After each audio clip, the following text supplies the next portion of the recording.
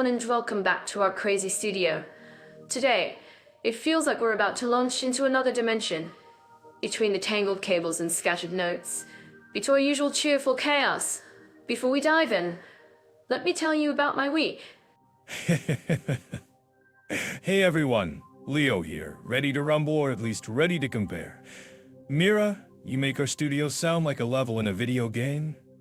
What's the new dimension this time? Parallel universes?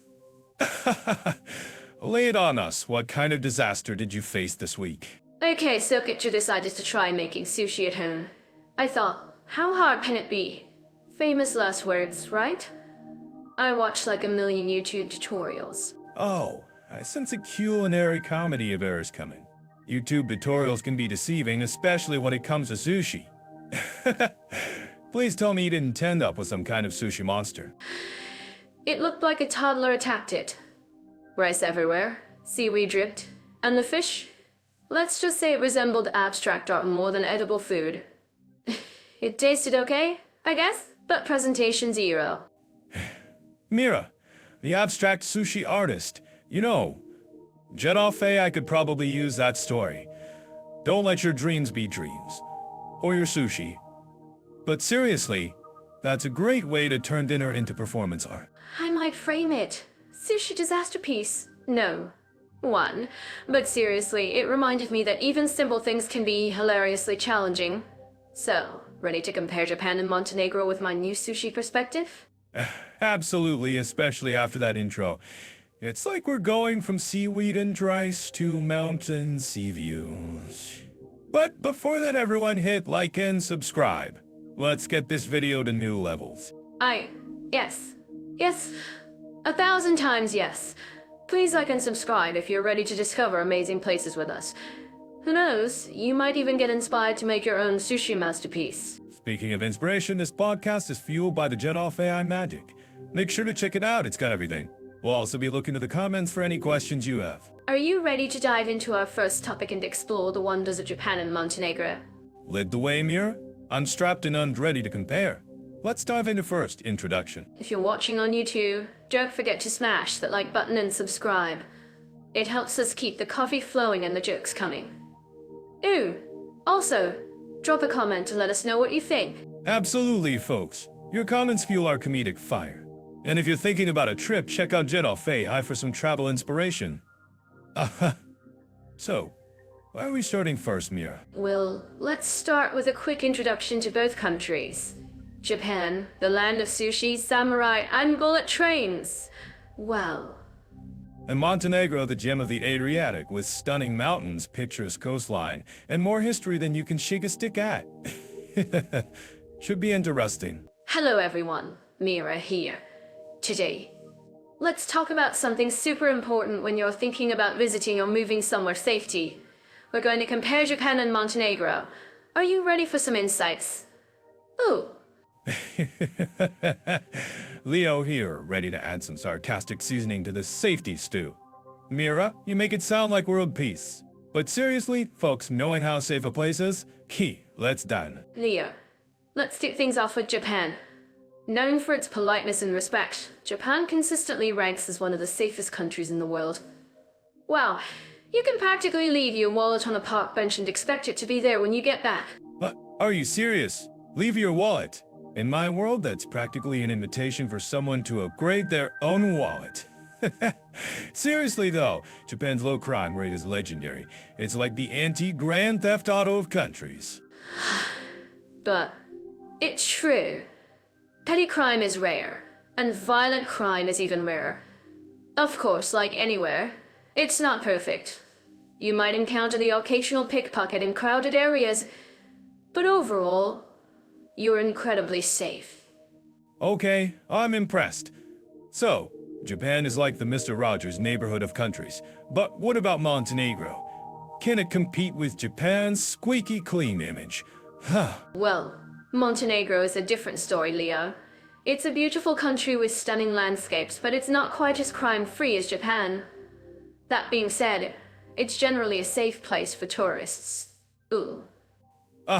So, not quite leave your wallet on a bench safe, but still decent. I'm picturing more of a keep an eye on your stuff, but don't panic kind of vibe.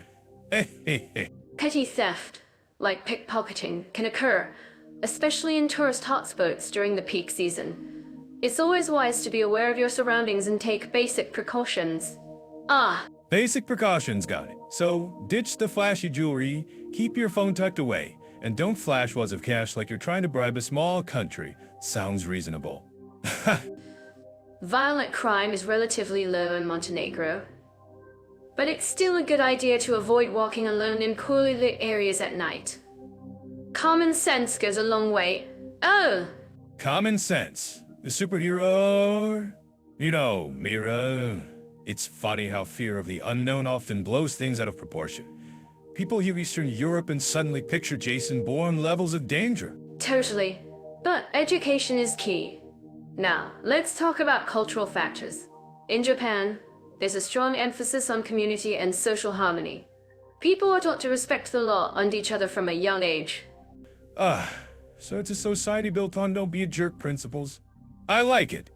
Meanwhile, Montenegro has a different history, a more recent independence, and different cultural influences. Yes, there's a strong sense of tradition and family values.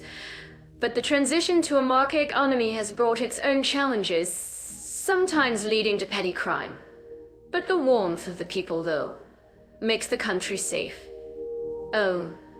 Right? It's a mix of old world charm on new world realities. Mira, you always manage to find the positive spin. But honestly, it's good to have a realistic picture. So basically, Japan is ultra safe. Montenegro is generally safe with a few extra precautions. If you're looking for a place where you can relax and not worry too much about your safety, Japan is an excellent choice. And if you're drawn to Montenegro's beauty and culture, just be mindful of your belongings, and you'll have a wonderful time. And there you have it, folks. Whether you're craving the zen-like safety of Japan or the rugged charm of Montenegro, remember to do your research, stay alert, and pack your common sense. And hey, if you like what you're hearing, why not click that like button? Speaking of which, don't forget to visit Jetofe for more travel tips and detailed comparisons. We have tons of information there to help you plan your next adventure. Absolutely. Jetofe is your one-stop shop for all things travel. Plus, when we upload this to YouTube, don't forget to comment with your own safety experiences. We'd love to hear from you. And as always, be sure to subscribe to our channel so you don't miss out on our next comparison. Up next, political and social streetability of Japan versus Montenegro. See you next time. Until next time, folks. Stay safe, stay curious, and remember, a little bit of sarcasm never hurt anyone. Ooh, shame is a deterrent? Interesting. It's like the whole society is a big accountability group. More or less, in Montenegro, there's a strong sense of community, which can help to keep crime in check in smaller towns. But the economic situation also plays a role. How so? I'm curious. Tell me more. Well, higher unemployment and lower income levels can sometimes lead to an increase in petty crime. It's not unique to Montenegro, of course. It's something we see everywhere. Should anyone thinking of visiting either place be worried? I mean, should they pack a bulletproof vest? Definitely not. Both countries are generally safe for travelers. Just be smart, be aware, and enjoy your trip. Maybe just keep a better eye on that umbrella in Japan, Mira. You're right. Maybe I should buy a neon one so I can't miss it. Or attach a GPS tracker? Now that's a Mira-style solution. Always extra. So, to wrap things up, Japan gets a gold star for overall safety, while Montenegro requires a bit more vigilance. If you are a tourist, or future citizen, stay safe wherever you go. Don't forget to check out Jetofe for more in-depth country comparisons and travel tips. We'll have links on our YouTube channel, so don't forget to subscribe. Yes, subscribe to our YouTube channel to support us. Remember to comment about it. We're always looking at the comments section to learn more about your thoughts. And if you've had any crazy experiences related to safety or crime while traveling, share them in the comments. We'd love to hear your stories. Just keep them funny, okay? We don't want to scare anyone off traveling. Unless It's a really good story. Okay, Mira, let's move on to the next topic before you start plotting the perfect crime. So, we'll meet again in another episode. See you. Alright, Leo. Let's dive into political stability and social harmony in Japan and Montenegro. I'm picturing serene temples versus stunning coastlines. What's your take? Oh, Well, Mira, both have their charms, but political stability. Japan's like a well-oiled, albeit sometimes slow-moving machine. Montenegro is still figuring out which gear to use. you always have to throw in that little jab, don't you? So, Japan known for its long-standing democratic traditions, right? I mean, emperors and prime ministers and all that jazz. True, but remember that political musical chairs they played for a while, one prime minister after another. It's stable-ish, but sometimes feels like a reality show waiting for someone to get voted off the island. You're right, a bit of a revolving door situation. But social harmony seems pretty solid. I'm thinking respectful culture, low crime, that whole package. Wow. Oh yeah, Japan is the land of bargain apologies. You accidentally bump into someone, prepare for a full-on regret ballet. Amazing! So, what about Montenegro? How does it stack up in terms of political stability and social harmony? Is it all dramatic mountains and equally dramatic politics? Picture the stunning views, but the political scene.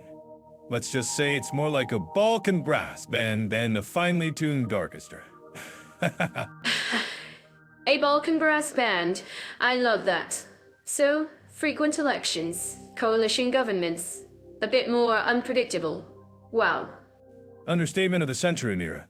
It's like they change governments more often than I change my socks. And that's saying something. Okay, I get the picture. But what about social harmony? Is it all political squabbles, or is there a strong sense of community? Well, Montenegrins are proud people with a strong sense of identity. They're also incredibly welcoming to visitors. It's like, we might argue amongst ourselves, but you're our guests, so let's share some rakia. Rapia always makes things interesting. So, a strong sense of community, even if the politicians are busy being politicians? Wow.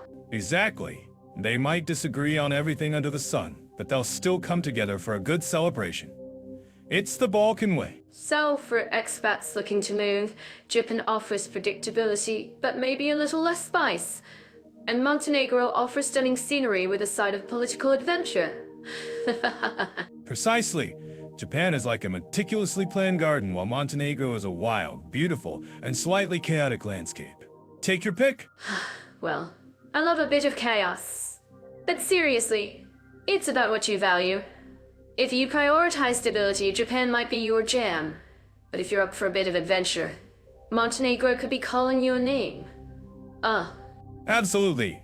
Japan's like a dependable sedan. Always gets you where you need to go. Montenegro's a rugged jeep. Exciting, but you might end up taking a detour. Oh! And on that adventurous note, let's seg into our next topic. Do you have coffee left, Leo? I think we'll need it.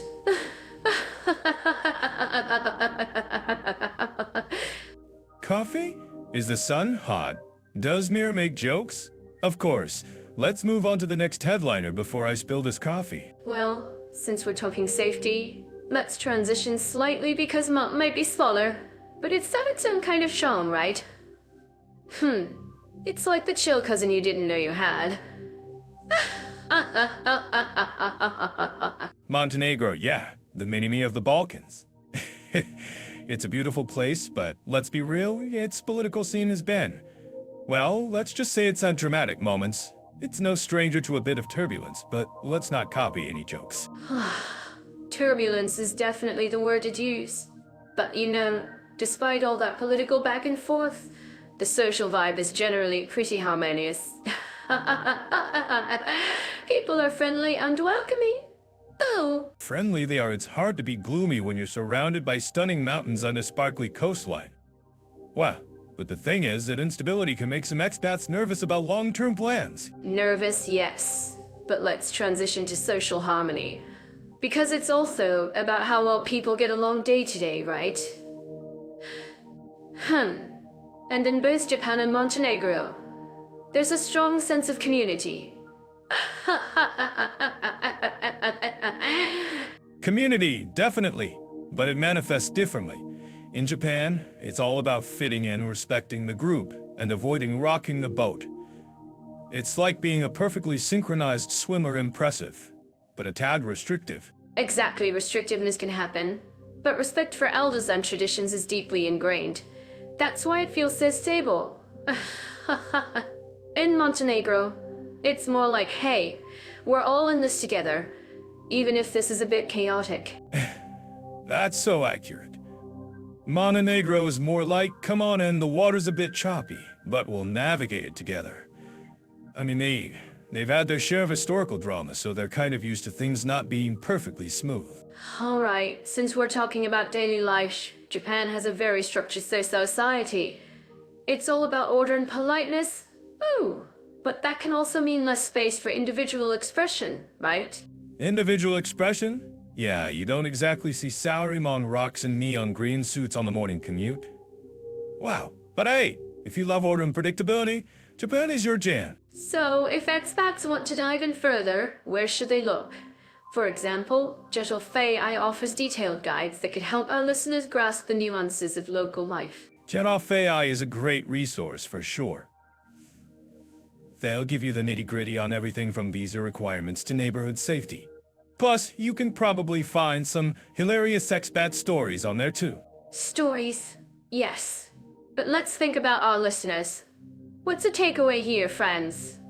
If you want a place where things are generally calm and predictable, Japan is great. But if you're more of a go with the flow type and don't mind a bit of political roller coaster, Montenegro could be a surprisingly beautiful and welcoming choice. Just pack your sense of humor. Sense of humor is key, plus let us know what resonates most with you in the comments when we upload this to YouTube. And don't forget to hit that like button if you want to hear more of our expert opinions on international living. And don't forget to dive into Jet AI to learn about different topics. See you next time! See ya, folks. And remember, life is too short to live somewhere boring. Pick your Leo, let's dive into the exciting world of warts and wanderlust. We're talking Japan and Montenegro today, specifically how much it'll cost you to live and maybe even thrive?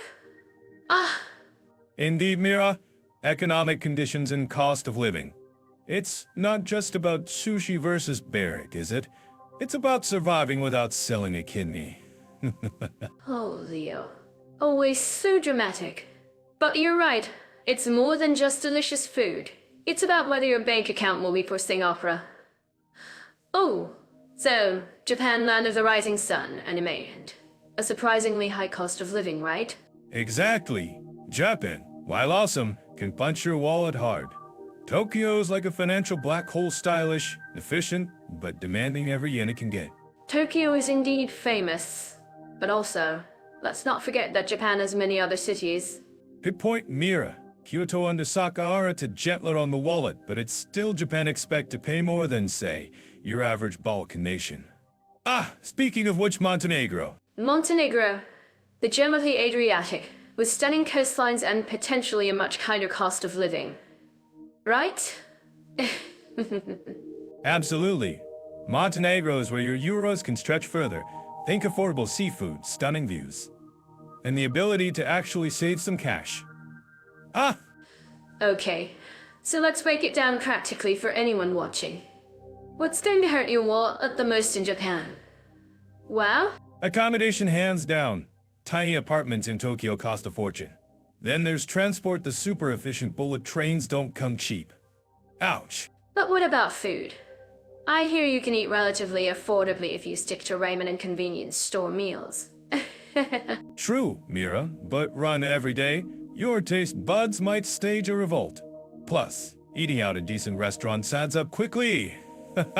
Now, flip the coin. In Montenegro, what's the biggest financial perk?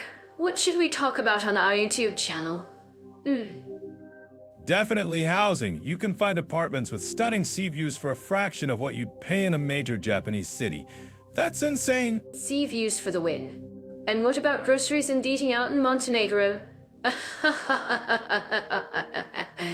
Groceries are cheaper, especially if you buy local produce.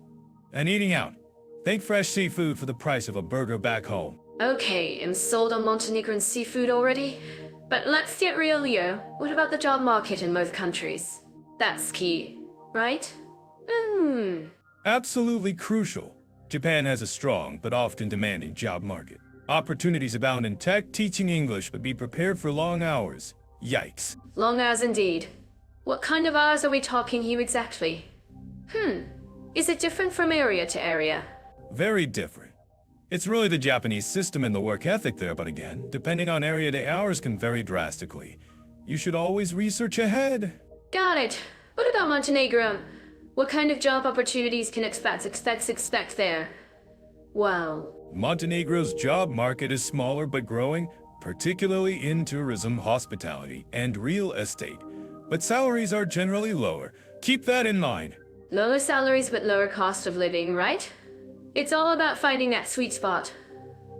Let's remember Jet off AI for some extra practical tips about these topics. Spot on, Mira. It's a trade-off. If you're earning a foreign currency, Montenegro can be very attractive. But local salaries might require some budget juggling. For our viewers dreaming of moving, what's the bottom line? Japan for career advancement, maybe. If you don't mind the financial strain, Japan is solid for a robust career, cultural experience, but your wallet may need therapy. Make sure to remember that. And Montenegro for a more relaxed lifestyle with a lower financial burden. Especially if you are earning in euros or dollars. Montenegro is the perfect destination for beautiful views, relaxed vibes, and your money lasting longer. Just don't expect Tokyo-level career prospects. Great summary, Leo. It all boils down to priorities, doesn't it? What is most important to each of us? Exactly, Mira. Whether you prioritize career, culture, or keeping your bank account happy, both countries offer something unique. Just choose wisely. And don't forget to smash that like button if you enjoyed this watching adventure. And comment below with your cost of living questions. Indeed. And tune in next time when we compare perhaps the nightlife. Now that could get interesting. See ya! It all boils down to priorities, doesn't it? Wow. Do you want the bustling city life with all the gadgets, or the quiet, affordable life by the sea? It's a tough call. Maybe the real answer is to find a remote gig, live in Montenegro, and fly to Japan for vacation. And you get the best of both worlds in a killer Instagram feed. Am I a genius? Whoa! You know what, Leo? That's actually not a terrible idea. You might be onto something there. Well, so, for all you listeners, figure out your priorities and choose wisely. And maybe subscribe to our YouTube channel while you're at it. It's a great source of passive income ideas according to Jet off AI. Okay, yeah. Let's dive into accommodation in Japan and Montenegro. I'm picturing myself in a traditional Riken already. Richness, huh? I'm picturing myself trying to fold myself into those tiny capsule hotels in Tokyo. Ouch! Now that's an experience in accommodation and quality. You'd probably end up using your sarcasm as extra padding, Leo. But seriously, Japan offers everything from super modern apartments to those charming traditional houses. True, Mira. And over in Montenegro, you've got these stunning villas overlooking the Adriatic. Whoa! Talk about quality with a view. I wonder if they come with a lifetime supply of seafood. Seafood's definite perk. But in Japan, you get high-tech toilets that practically sing you a song. It's like living in a futuristic bathroom concert hall. Futuristic toilets versus Adriatic views. It's like choosing between singing porcelain and serene landscapes. Though I wonder if the Adriatic views come with complimentary espresso? Has earned a healthy dose of sunshine, I bet. Speaking of which, those traditional Japanese houses, or kominka, are gorgeous, but finding one that's earthquake-proof is key. Earthquake-proof? Over in Montenegro, you're probably worrying more about finding a place that's bear-proof. Oh, okay. Maybe not, but you do. Bear-proof, Phyllis. Well, that's a marketing slogan waiting to happen. As for Japanese apartments, they're often compact, so maximizing space is an art form. Space maximization versus sprawling Adriatic luxury. I guess it depends if you want to live like a minimalist ninja or a Bond villain on vacation. A Bond villain. Though, even Bond might find those Japanese apartments a little too efficient. They're cozy, let's say that. Cozy's one word for it. Another word might be challenging for anyone over 6 feet. Still, the quality is top-notch. Those Japanese know how to build. Totally. Wow. And you know what's great about Japanese rentals? Everything's usually spotless. No mystery stains or haunted closets.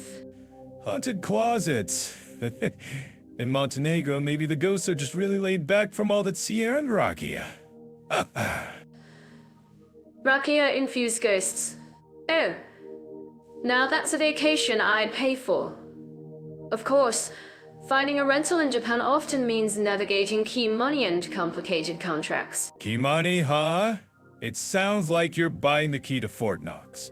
In Montenegro, you might be battling slightly less intense bureaucracy, but good luck finding an English-speaking landlord in the remote areas. English-speaking landlords are a definite plus.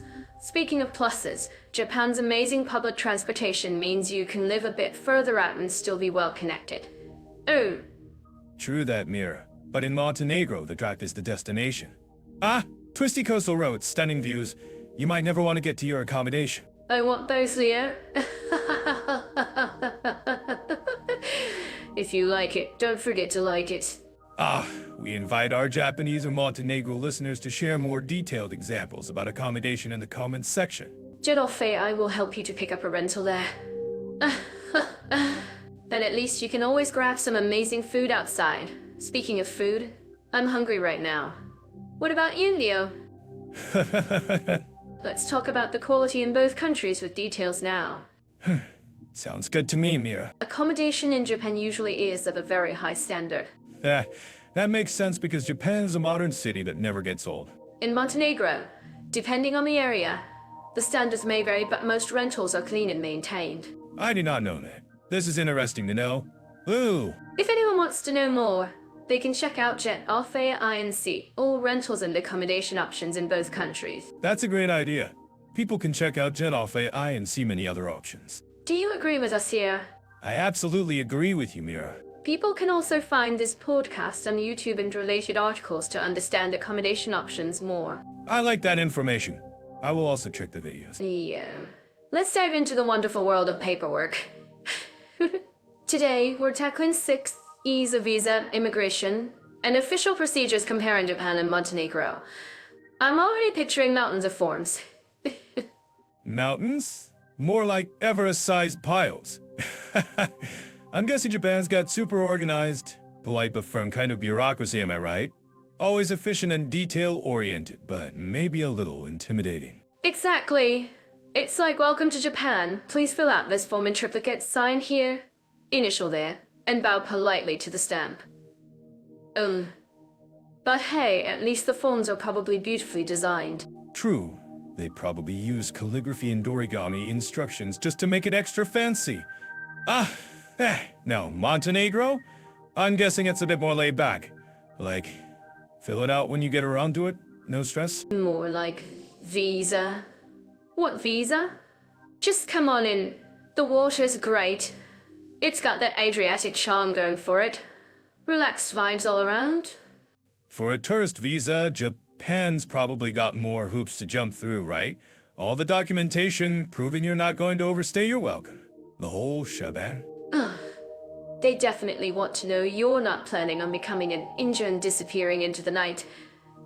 Gotta prove you have a return ticket and enough yen to survive on ramen. And Montenegro? Probably just need to show up with a smile and a suitcase full of sunscreen. Maybe a bottle of rakia for the border guard? It's more of a, come enjoy our stunning coastline, just try not to build a hotel without permission, okay? Kind of deal. If you're planning a long-term stay, like moving there, Japan's going to be a serious challenge. All that paperwork, language proficiency tests, and finding a sponsor. Ouch. Right. It's like entering a samurai area of bureaucracy. You gotta prove you're worthy. Finding a job that sponsors you is key. And be prepared for the long haul. Now Montenegro for long-term stays. It's probably a bit easier to navigate, but still, knowing the right people or having a good lawyer, right? Exactly. It's less about ticking all the boxes and more about navigating the, let's call it, the Montenegrin way. Building relationships is key. So for official procedures like opening a bank account or starting a business, Japan's probably efficient but rigid. Stick to the rules, and you'll be fine, but don't expect any wiggle room. It's like, here's the manual, follow it precisely, and don't ask questions. Oops. But hey, at least you know everything's done by the book. Montenegro probably more like okay, let's figure this out together over coffee in a barrack. Ooh, more flexible, but maybe a little less predictable. It's like, we might need to visit 3 different offices and drink 5 espressos, but we'll get there eventually. Patience is a virtue. So, if you hate paperwork and love a laid-back approach, Montenegro sounds ideal. Wow, if you love order and efficiency and don't mind a bit of a challenge, you don't mind a bit of a challenge. Exactly. It's all about your personality and your tolerance for red tape. But either way, both countries offer amazing experiences, right? Just gotta get through the visa process first. And hey, for all the details, our listeners should check out Jet-Off AI. Wow, they can help you sort out all this crazy paperwork stuff. And don't forget to like and subscribe on YouTube. It makes us feel like we're actually helping people, even if it's just with visa stress. All right, Mira, I think we've covered the bureaucratic landscape pretty well. Any final thoughts before we move on to the next adventure? Just remember to pack your patience, a good pen, and maybe a stress ball shaped like Mount Fuji or a tiny Montenegrin flag. You'll need it. Just make sure you get all your ducks in a row, paperwork-wise. Even boutique hotels have fire codes. You don't want to end up in a bureaucratic black hole. A bureaucratic black hole. Yikes. So, what kind of paperwork are we talking about for Japan? Is it like proving you're a direct descendant of a samurai or something? Not quite samurai lineage, but close. You need a certificate of eligibility, which basically proves you have a legitimate reason to be there beyond just wanting to experience the coolness. Wow, it's like getting into an exclusive club. What if I want to teach English? Is that a good in? Teaching English is a solid route, but be prepared to jump through hoops. You'll need qualifications as sponsoring school, and enough patience to navigate the system. That's my kryptonite. What about Montenegro? Do I just show up with a suitcase and a smile? A smile helps, but it won't get you residency.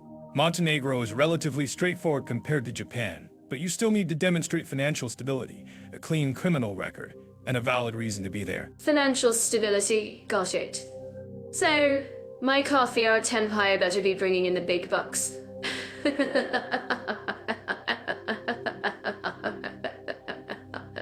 Precisely. Or, you know, have a hefty bank account that says, I'm good for it. They're not looking for tourist day. Fair enough. So, for Japan, I need, like, a super legit reason and a ton of paperwork. For Montenegro, I need money and a good vibe. Oh. Pretty much. Japan values order and established procedures. Montenegro is a bit more flexible, but still wants to make sure you're not going to become a burden. Alright. So if I'm all about efficiency and following rules, Japan's my jam. If I prefer a bit of wiggle room and a more relaxed pace, Montenegro, here I come. Just remember to do your research and get your documents translated. Nobody likes surprises at the immigration office. Surprises are for birthday parties, not visa applications. Thanks, Leo. I feel so much more prepared to tackle these bureaucratic beasts. Alright, let's dive into healthcare. That's always a fun one, isn't it? Especially when you're figuring out, do I need to learn how to say appendicitis in another language? For Japan, though, I hear their health system is super efficient. What's the scoop? Efficient is one word, for meticulously organized might be another. Japan boasts universal healthcare, so everyone's covered, which is a plus. But efficient can also mean organized to a slightly terrifying degree, you know? Like, do they schedule your sniffles a month in advance? Oh, scheduled sniffles now, there's a concept. So, what about Montenegro? Is it more of a show up and hope for the best kind of situation? Or something in between? Well, Montenegro's healthcare is publicly funded, but the quality can vary. You might, but the quality can vary. You might find modern facilities in Pajaraka, but rural areas can be a bit lacking. It's not exactly show up and pray, but maybe show up and pack a book just in case. A book always a good call. So, if you're an expat in Japan and suddenly need, say, an emergency ramen intervention for a sodium overdose and for a sodium edge cover? For the ramen emergency, maybe not specifically, but generally yes. Ooh. Expats in Japan can access the national health insurance system pretty easily, so costs are reasonable. Just remember to bring your residence card and be prepared for some paperwork, because Japan loves paperwork. It's like a national hobby, isn't it? Okay, so Montenegro, if you're suddenly craving some amazing seafood and, accidentally swallow a fish bone, what's the procedure for getting that sorted? Alright, fishbone emergencies in Montenegro. You'll likely head to the local clinic or hospital. The quality is decent, but sometimes language can be a barrier. It's always good to know a few basic phrases or have a translator app handy. Translator app noted. So, in Japan, is it all super high-tech and robotic, or do they still believe in old-fashioned human touch in bedside manner? Japan definitely has its share of high-tech gadgets in healthcare, like robotic surgery and advanced imaging. Wow! But they also value the doctor-patient relationship that's a mix of both. Just don't be surprised if your doctor is wearing a slightly intimidating white coat. High coats can be scary. Cherry. So, in Montenegro, do they have, like, traditional remedies or anything that's super common? Like, oh, you have a cold? Just drink this mysterious herbal concoction? Traditional remedies are definitely part of the culture in Montenegro. You might hear about using rakia for everything from disinfecting wounds to soothing sore throats. I'm not recommending it, of course, but it's a thing. Oh, I thought everything Sounds like my kind of place. So, how accessible are specialists in Japan? Like, if you suddenly decide you need a foot massage therapist, are they readily available? So, I think that we can conquer that. Foot massage therapists are probably easier to find than, say, a brain surgeon. Ooh, but specialists in general are accessible in Japan. You might need a referral from your primary care doctor, though. The system is all about going through the proper channels. So, what's the specialist situation in Montenegro? Do you have to know someone who knows someone, or is it pretty straightforward? Montenegro's specialist access can be a bit tricky, especially outside major cities. Public health care might involve some waiting time, so private clinics are an option if you're willing to pay extra. It's not always who you know, but... Can help, always good to know. Alright, last question. If someone wants to find more detailed information about healthcare in Japan or Montenegro, where should they look? For detailed info on Japanese healthcare, check out the Ministry of Health, Labor and Welfare website. It's a mouthful, but it's official.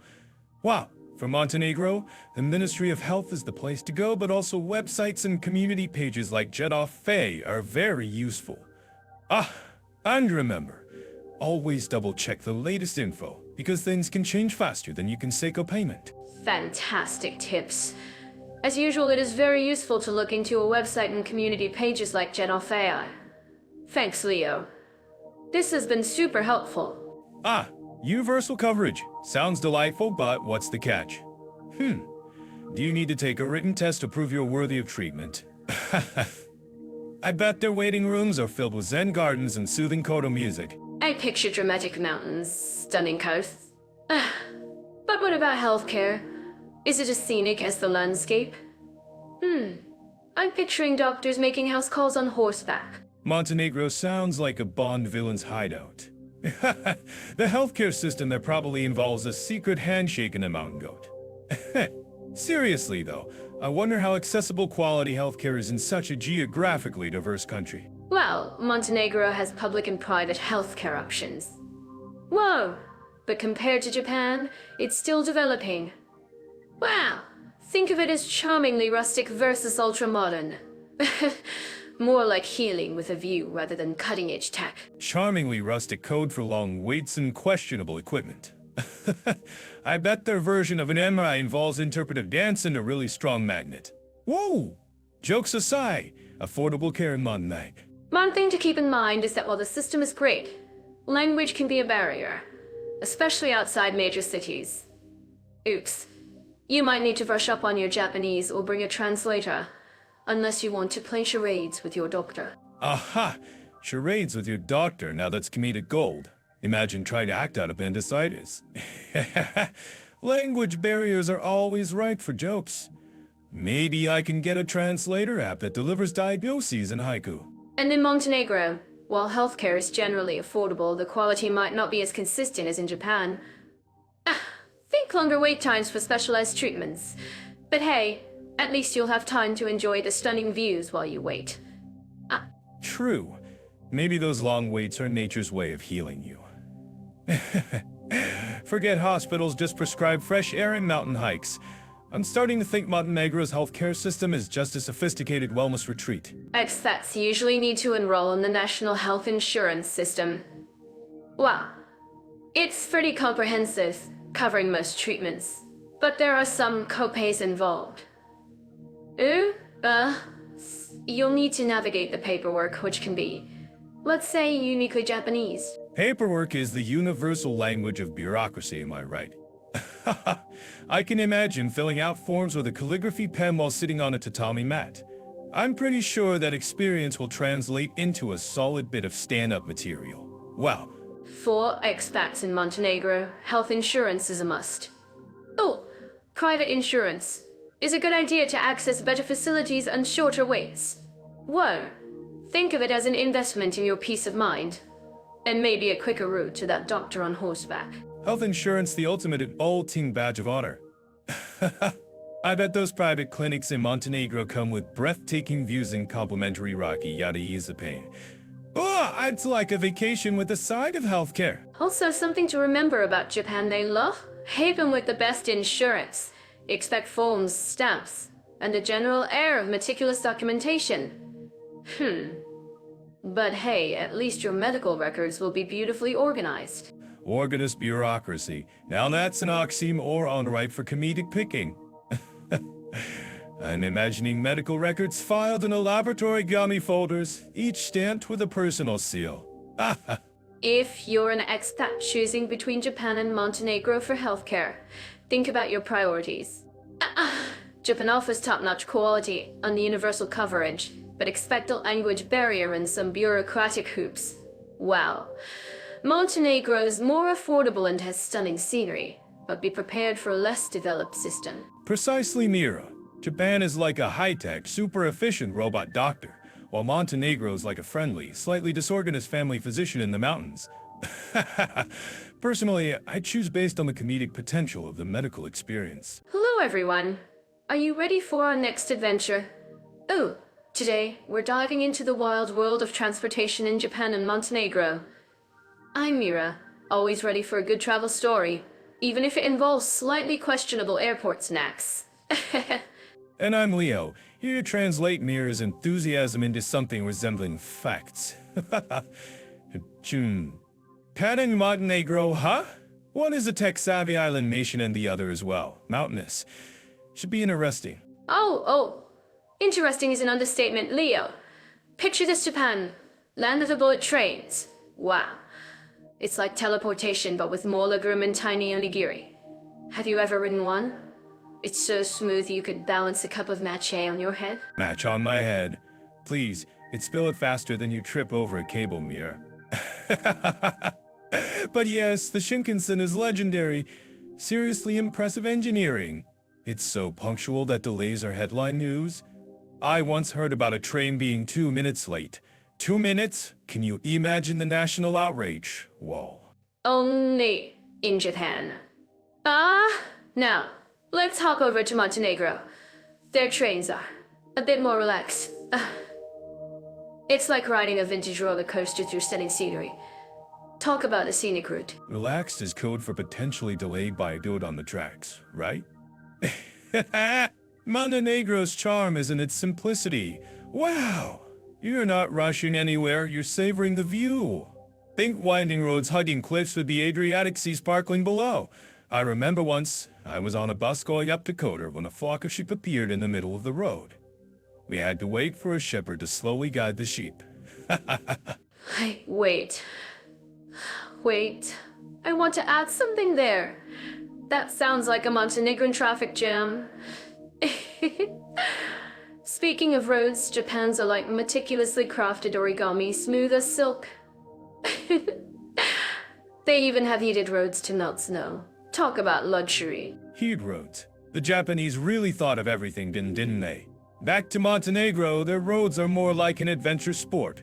Wow, stunning, yes, but also narrow, winding and occasionally shared with livestock. Wiving there is not for the faint of heart. You need skills and nerves of steel. Do you guys agree with us? Okay, so public transport Japan's subway systems are mind-boggling in their complexity, but amazingly efficient. Wow, every station has like 17 exits. It's like a real-life video game. If you don't get lost first. I once tried to navigate Chingwocha Station. I swear I aged 5 years in that hour. You can find anything: food, a pharmacy, a karaoke box, a shrine. And everything is in a specific place and runs on time. Oh, I was just about to ask that. Montenegro's public transport is much simpler. Bus, or the lifeline, connecting cities and coastal towns. Ooh, they're pretty reliable. And they have the added bonus of local character. Local character is also code for possibly a chicken on board, right, Mir? Ooh, again, the Montenegrin bus experience is more about the journey than the destination. It's more personal and people are friendly. It has a real community feel. I also felt like I was in a movie at the same time. Now, let's talk taxis. Japan's taxis are pristine, often with drivers in white gloves. Talk about service. They're not cheap, but they're reliable and the cars are spotless. Spotless to the point of being sterile. The drivers usually don't speak English, but they're always polite. They can be handy if you lost late at night, but you might need to sell a kidney to pay for it. Ouch. On the other hand, Montenegro's taxis are more affordable, but you might have to haggle a bit. They get the job done. And you might even get a free history lesson from the driver. Also, they might drive like they're auditioning for Fast and Furious. Aha! Haggling is part of the fun. It is more laid back and spontaneous. Overall, both countries offer a great way of going around. Okay, so grab your tea or coffee, settle in, and keep listening. We'll dive deep into each topic. Jet off AIS podcast is supported by you, listeners. Stay tuned. Leo, do you prefer speed or... Maybe it's just how it goes these days. Easy. If I'm in a hurry, Japan. If I want a story for my next stand-up routine, Montenegro. I can't find any jokes in Japan's public transport. It's so great. And yes, thanks to Jet Alfea. Oh, they're truly grateful. I agree. What about you guys? Here's a little nudge: like and subscribe to support us. It's just a click. Ooh! Subscribing might even bring you some happiness. Well, and we'll say we were part of it. Ah! Don't forget, if you like it, you can like it. Thank you. Did the destination reach me? I love that. So in Japan, you're zipping along, arriving precisely as planned?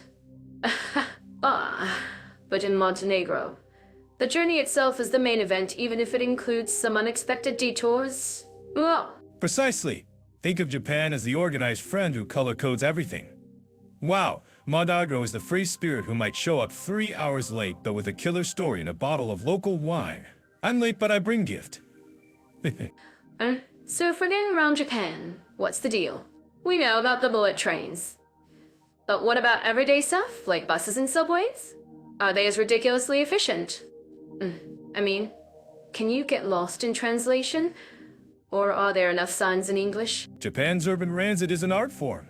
Oh, subways that are clearer than most people's apartments, buses that arrive on the nanosecond, and signs everywhere even if some are wonderfully weird in English. You might see it and say, what a funny translation. English. I love that. I love that. Okay, Montenegro. Forget the bullet trains, but what's the public transport situation? Are we talking crowded buses blasting Balkan beats? Are there options to rent a car, or are you basically hitchhiking your way through the mountains? Montenegro's public transport is an experience. An experience. Picture this ancient buses that have seen better decades, packed with locals, chickens, and the occasional goat. Ah, car rentals are definitely the way to go. Then you will be saying, now this is called adventure. Goats. So, Japan is smooth and sleek, and Montenegro is, well, more rustic charm meets farm animal transport. Do the rides in Montenegro make you feel like you're driving on the surface of the moon? Ouch! Some of them. Ouch. Potholes the size of small cars. Hairpin turns that'll make you question your life choices. It's like every Jolly Rally race.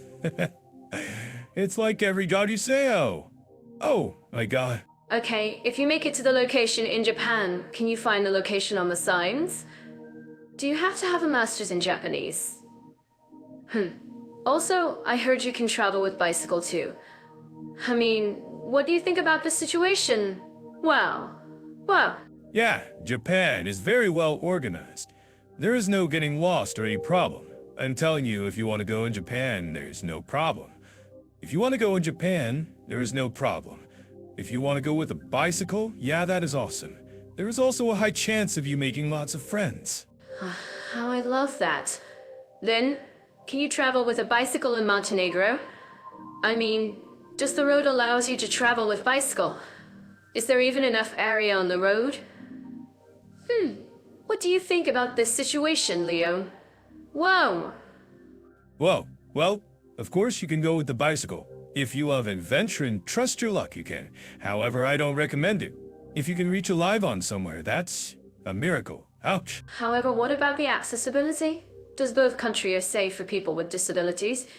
I mean, it is really a big factor. Well, Japan is really organized, as I said, so Japan is safe. Montenegro also is safe if you are with other people. Now, do both countries offer cruise journey for transport or traveling? What are the differences between two countries if they offer that kind of journey? Oh. Japan is surrounded by sea. Of course they offer cruise journey. All people are happy and enjoy the trip. Meanwhile in Montenegro, I don't know. I don't think that is common and good for the travel. Okay, and for traveling, does it take less time to travel from one place to another?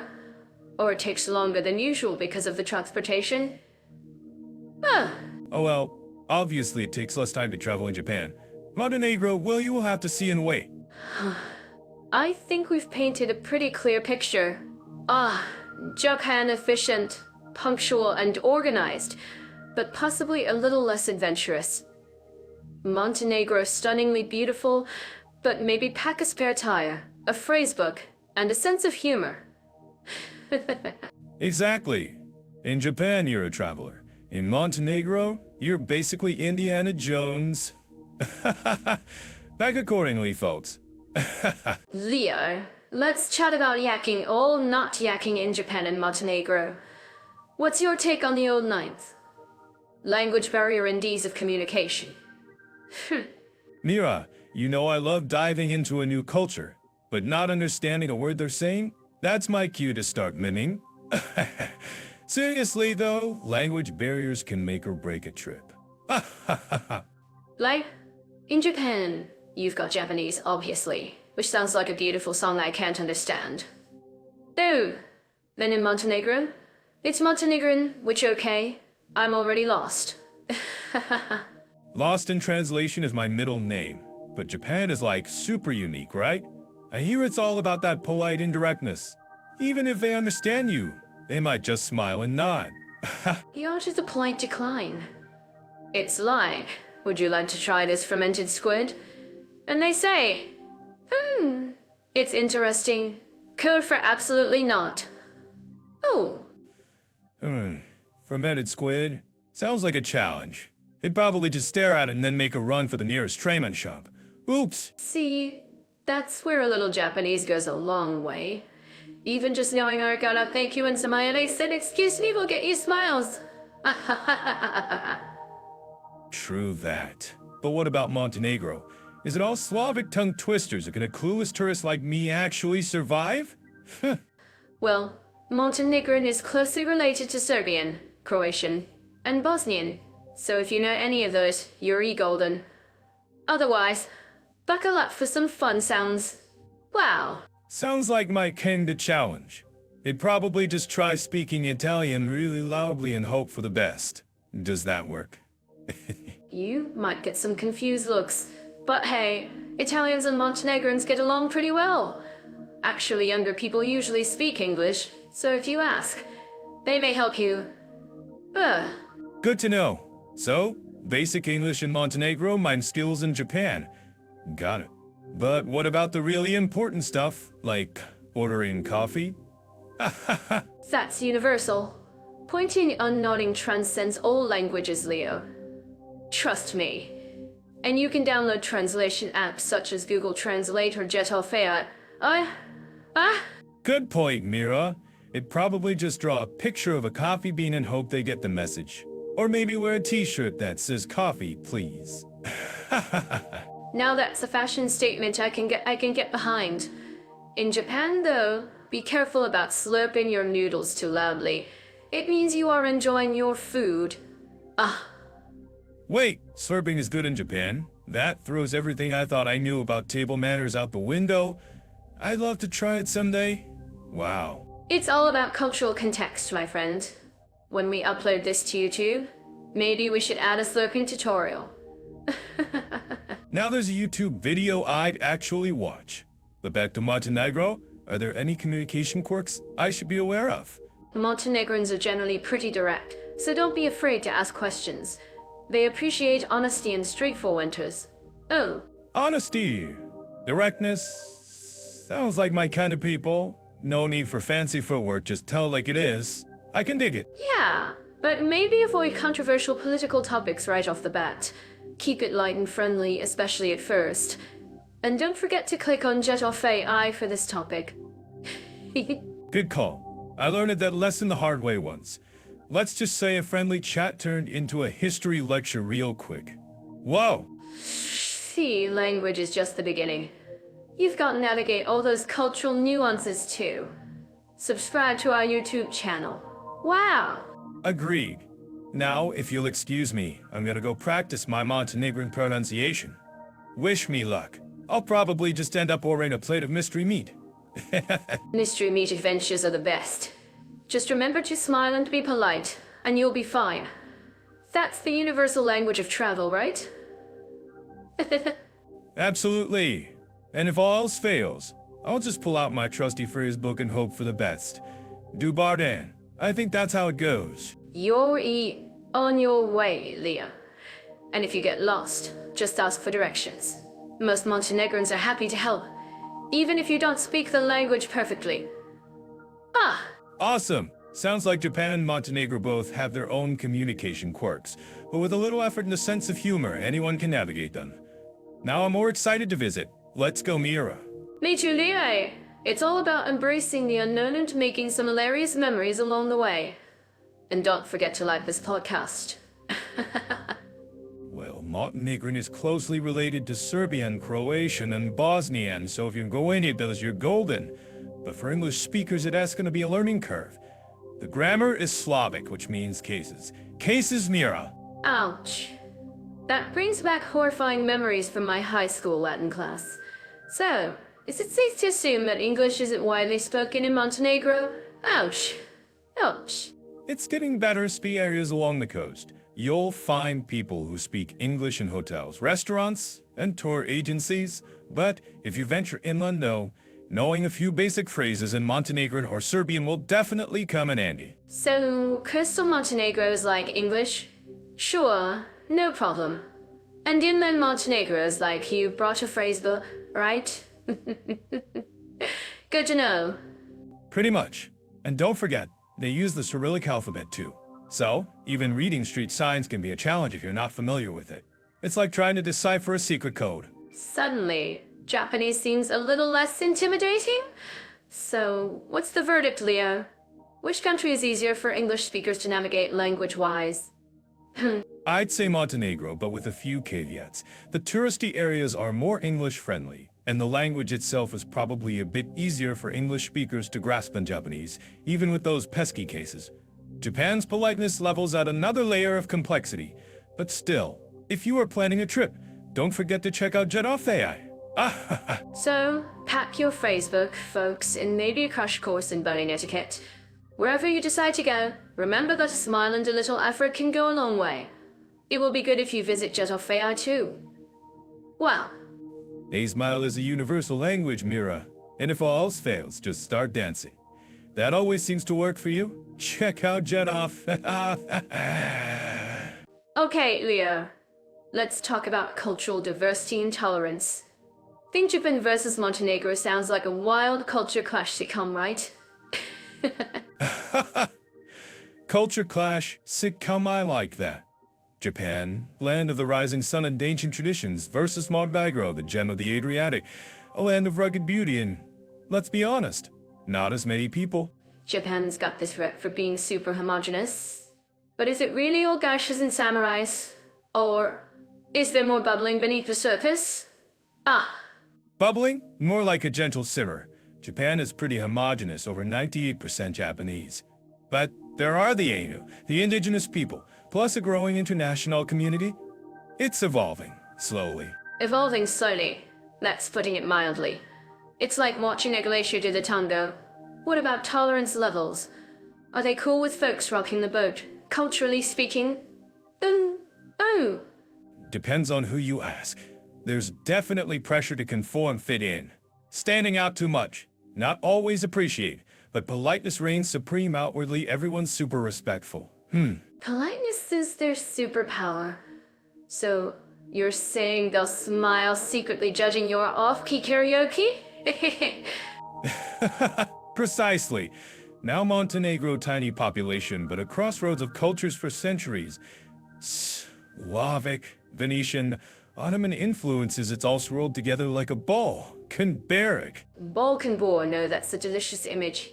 So, is everyone just one big happy, culturally diverse family in Montenegro? Or do tensions flare? Tensions exist, of course. History's messy in the Balkans. But compared to some of its neighbors, Montenegro's pretty chill. They're proud of their multi-ethnic, multi-religious harmony. Proud, that's the key word. So, are they actively trying to promote tolerance, or is it more of a live and let live kind of vibe? A bit of both. They have laws protecting minority rights, promoting equality. And there's a genuine sense of philosophia of IJA, that Balkan acceptance of whatever life throws at you. Philosophia of IJ, I like it. Sounds like a good life motto. So, if I showed up in Montenegro rocking a kimono to pop, would they be confused or charmed? Confused and charmed? Montenegrins are curious friendly. They probably offer you some Rocky and ask you to teach them a dance. Rocky always the answer. Okay, but what about real life stories? Any tales of cultural clashes or heartwarming tolerance moments from either country? Whoa! Let me think. In Japan, I remember seeing this group of salarymen helping a lost tourist, going way beyond the call of duty. A true testament to their omoti nashi spirit. Wow! Omoti nashi, I love it. That's selfless hospitality. What about Montenegro? Spill the beans, Leo. Ooh! In Montenegro, I met this Albanian family who'd been living there for generations. Totally integrated into the community, speaking Montenegrin, celebrating Orthodox holidays, a beautiful example of peaceful coexistence. Wow! Coexistence, that's the dream. So, if we were to rate them on a tolerance measure, who comes out on top?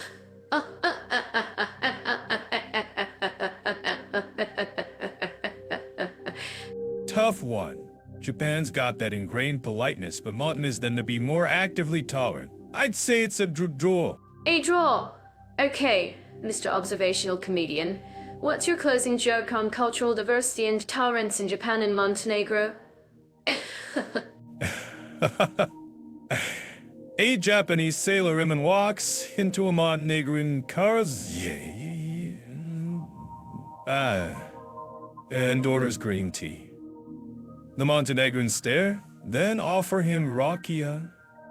He politely declines, then secretly Googles how to say cheers in Montenegrin.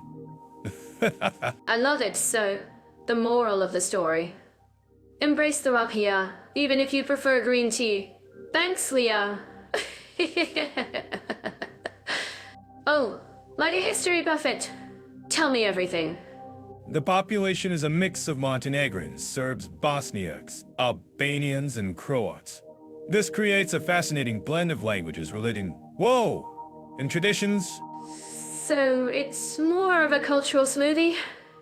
Does everyone get along, or are there some spicy ingredients that clash? Well, like any country with a complex history, Montenegro has had its share of interethnic tensions.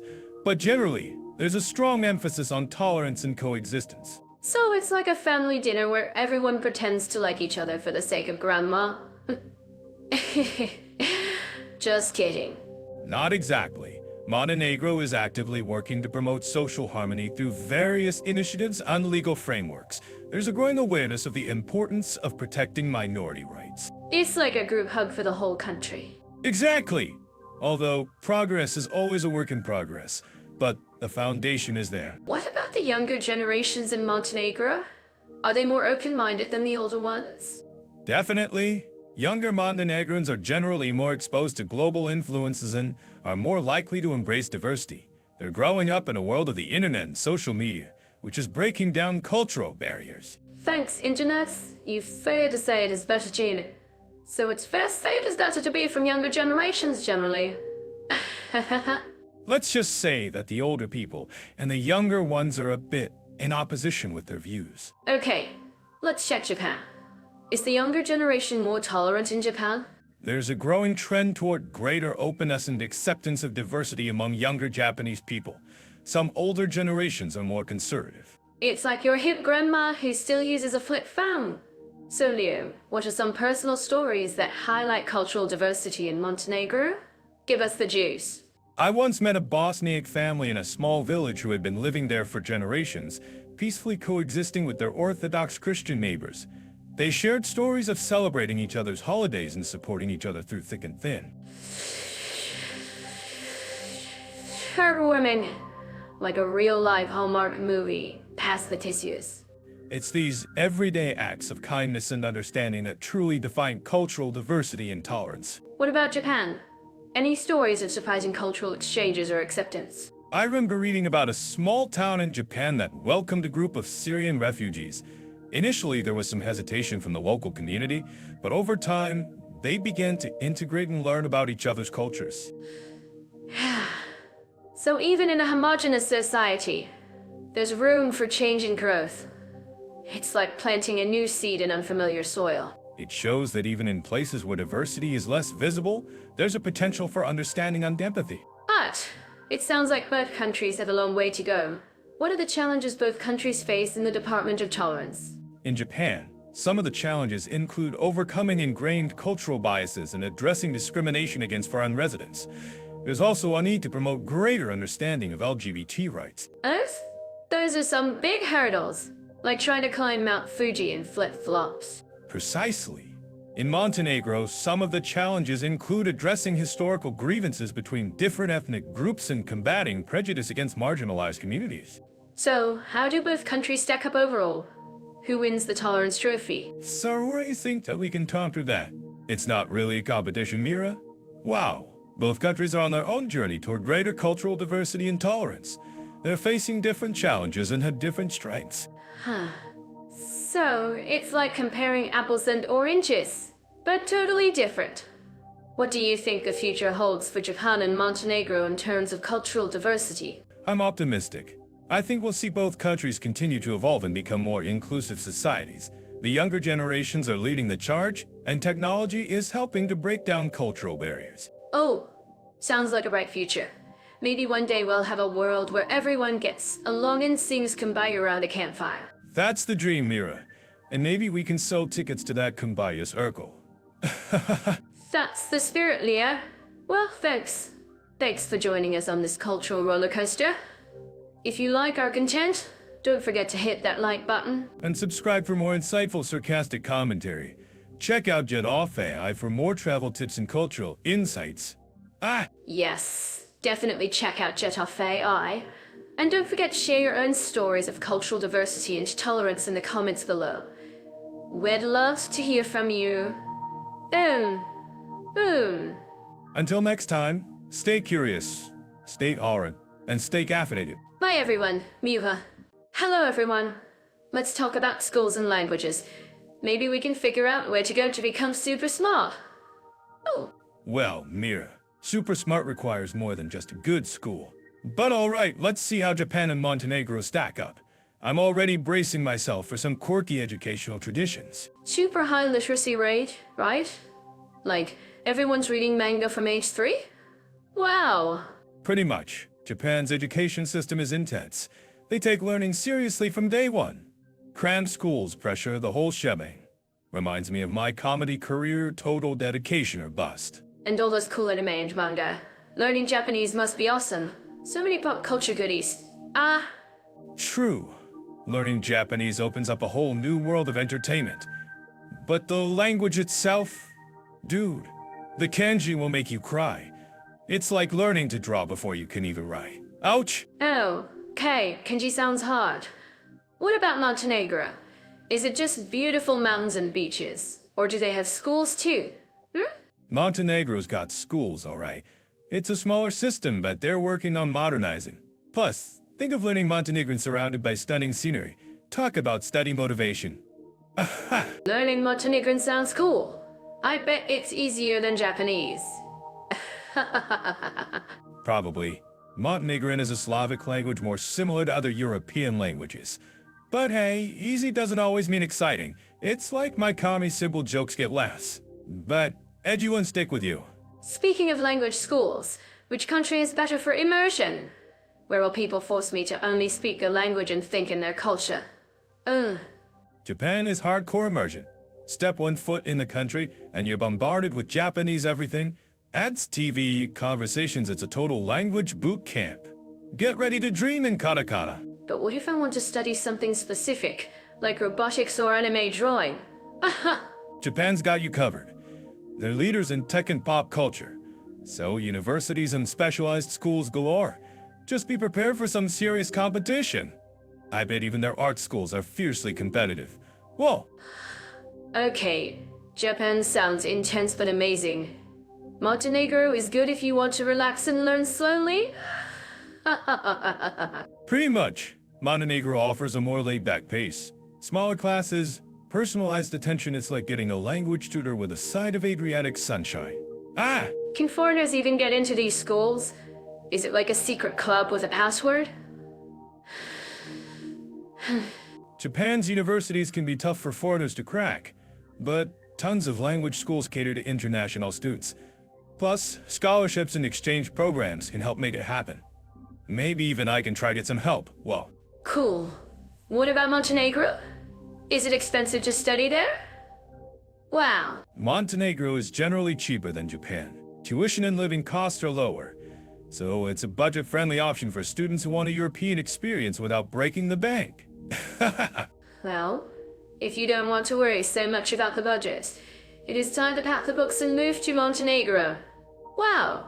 So, if you want to be challenged and dive into an entire intense learning environment, you're spot. If you prefer a relaxed setting with gorgeous views, Montenegro's the way to go. Both countries offer unique educational adventures. Dude, just pick your vibe and go. You can like it on you too. There are also podcast sun-related articles that you can check, and we would be happy if you refer to it. Exactly, if you're looking to dive deep on this topic and others, Jet Off AI has a world of information waiting for you. And don't forget to subscribe so you won't miss the next episode.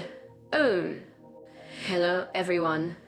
Mira here, ready to dive head first into today's topic: educational opportunities and language schools in Japan and Montenegro. But you didn't see that coming, did you? Leo here, and honestly, Mira Montenegro, that's where we're going. I was picturing somewhere with, like, vastly bigger school system, but okay. Let's see what comedic gold we can mine from this one. Hey, Montenegro might be small, but they've got charm and surely some impressive educational facts up their sleeve. Plus, think of all the delicious berek we can eat while researching. Ah! Berek, by the way, is basically the Montenegrin equivalent of a Japanese onigiri, but, you know, cheesier. Verit versus onigiri. Suddenly, this is getting interesting. Well, let's start with Japan, since everyone knows about their crazy high literacy rate. It's basically a prerequisite for riding the bullet train. Japan's literacy rate is practically 100%. They're like, read or get left behind. And their education system is super rigorous. Think can make characters studying until 3 a.m. before a big exam. Whoa. True. Those cram schools, or juku, are legendary. It's like kids barely finish a full day of school, then it's off to more school. It's like the educational version of Groundhog Day. But all that hard work pays off. Japan is a powerhouse in technology and innovation. They're basically training mini geniuses to build robots and design the next generation of anime. Wow. So what's Montenegro's educational scene look like? Are we talking about ancient monasteries teaching calligraphy and sheep-herding techniques?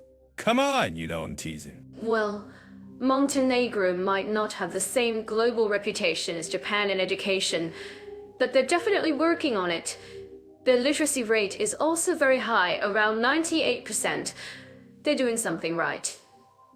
98% is not bad at all.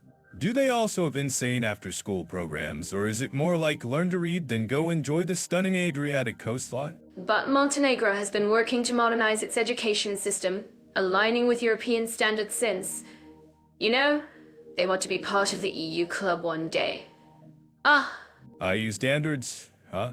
So, let's learn the ancient secrets of the mountains and more memorize Z regulations on cheese production? Sounds about right. Not exactly. But they are focused on things like vocational training and higher education to boost their economy. Think tourism, hospitality, and other service industries. Makes sense. So, if you want to learn how to properly serve tourists a glass of local wine while gazing at the stunning Bay of Kotor, Montenegro is your place. I'm starting to see the appeal. Don't forget about the language schools. In Japan, you'll find countless options for learning Japanese, from intensive courses to casual conversation classes. Ooh, perfect for otaku looking to understand their favorite anime without subtitles. That's true. Learning Japanese opens up a whole new world of anime, manga, and ridiculously complicated vending machines. But seriously, the language schools, they're top-notch. And what about Montenegro? What if someone wants to learn Montenegrin? Is it just like a dialect of another language? It is actually a standardized form of Serbian language. You could probably find language courses, but it would be like learning Serbian. If you want to go off the beaten path and impress the locals, learning Serbian and then visiting Montenegro is a great plan. But let's talk about higher education. What are the universities like in Montenegro? They do have a public university of Montenegro, offering a range of programs from humanities to engineering. Not exactly Tokyo University, but it's a start. But what if you're not looking for a degree and just want to immerse yourself in the culture? Is there a Montenegrin equivalent of a tea ceremony or a calligraphy class? Maybe learn to make the perfect berek workshop, or a course on mastering the art of leisurely coffee drinking on the waterfront? I'd definitely sign up for the berek one. But seriously, both Japan and Montenegro offer unique educational opportunities, whether you're looking for rigorous academics or cultural immersion. So, if you like high-tech, robotic in the anime world, head to Japan. If you like the slow and stunning life in the amazing coast, head to Montenegro. Either way, don't forget to hit that like button and leave a comment on our YouTube channel about which one you would pick. And be sure to visit Jet Orfei, where we go into even more detail about the educational opportunities available in both Japan and Montenegro. You can follow all our adventures there and see all the cool stuff we are working on. Well said, Mira. Okay, I think we squeezed every last drop of comedic potential out of the education systems of Japan and Montenegro. On to the next adventure. Okay, let's dive into climate and seasonal conditions. Ah, Japan versus Montenegro, it's like comparing a perfectly brewed tea to a strong shot of espresso, right? Exactly, Mira. One's all zen gardens and cherry blossoms, the other's rugged mountains meeting the Adriatic. It's like a nature documentary directed by Kurosawa versus one filmed by, I don't know. Kurosawa, of course. So, Japan has 4 distinct seasons, right? Wow. You get those picture-perfect springs with cherry blossoms and autumns with fiery red leaves. It's like nature's own Instagram filter. Yeah, and don't forget those humid summers. Tokyo turns into a giant sauna. I swear you can fry an egg on the sidewalk. Hey, at least they have amazing shaved ice to cool down. Shaved ice. I would love that. And the winters? Or snow monkeys in hot springs? Talk about living the good life. It's like a spa day for primates. True, but those winters can be brutal. Ha! The Japanese Alps get dumped with snow. Whoa! Great for skiing, but maybe not so much for your commute. Ouch! Speaking of brutal, Japan also has typhoons, right? Wow. It's like nature throws a tantrum and everything gets a little wet and wild. Oh. Wet and wild is one way to put it, Mira. More like hold on to your head and pray your house doesn't float away. Wow, but they are prepared for it. Preparedness is key. I wonder, is Montenegro all Adriatic sunshine and rugged beauty? Does Montenegro have dramatic seasons? Ooh. Montenegro has got drama, Mira. Just a different kind. The coast is all Mediterranean bliss, warm summers and mild winters. It's like a postcard come to life. Well, Mediterranean bliss. But I heard the mountains are something else entirely. Is there snow? Oh! Oh, the mountains. They're like Montenegro's secret weapon. Whoa, they get hammered with snow in the winter. Montenegro really does sound amazing. But very beautiful. But you know, I'm curious, how do people adapt to the climate? Do Japanese people wear special outfits in the summer? Ooh. Absolutely. In Japan, they rock the yukata in summer, those light cotton kimonos. It's like wearing air conditioning. And they have these paper fans sensor that are surprisingly effective. Oh, I love a good fan. Do people in Montenegro chill on the beach all day? Or are they wearing special mountain gear during winter? Oh. Montenegrins definitely know how to beach. But up in the mountains, it's all about the layers. Wool socks, thick coats, the whole shebang. The layers, of course. So what can we say? Which country has a better climate? Which would you prefer? That's like asking me to pick a favorite child, Mira. But for me, it depends on the mood. Japan for seasonal variety and Montenegro for that Mediterranean mountain combo. We are going to keep discussing each country. If you're watching us on YouTube, let us know your thoughts in the comments below. Wow. Definitely. If you want to find out even more, check out Jet Off AI for details. Wow. And remember to like and subscribe. Everyone, let's move on to comparing climates. Japan and Montenegro talk about totally different vacation brochure covers. Totally Mira. One's all cherry blossoms and zen gardens, the other's rugged mountains. Meeting the Adriatic feels like flipping between a samurai film and the Bond movie. Ooh! Right? Japan, you practically need a weather app for each region. 1 minute you're skiing in Hokkaido, the next you're sweating in Hokkaido. Wow. It's like experiencing for different countries without a passport. Montenegro a bit more straightforward, but still has its quirks. You've got that gorgeous Mediterranean coastline with sun-drenched summers and mild winters. Then bam, head inlandings with snow. Whoa. Oh, Montenegro sounds like a nice surprise. Japan's summers can get super humid, right? Like walking through soup. Oops. Oh, Japan's humidity. It's an experience, all right. Like wearing a wet blanket that hugs you relentlessly. I remember one summer in Kyoto where my glasses kept fogging up just from stepping outside. Oh, and gee, now that's the kind of experience that makes for good stand-up, Leo. But hey, at least you've got their stunning autumn colors to look forward to, right?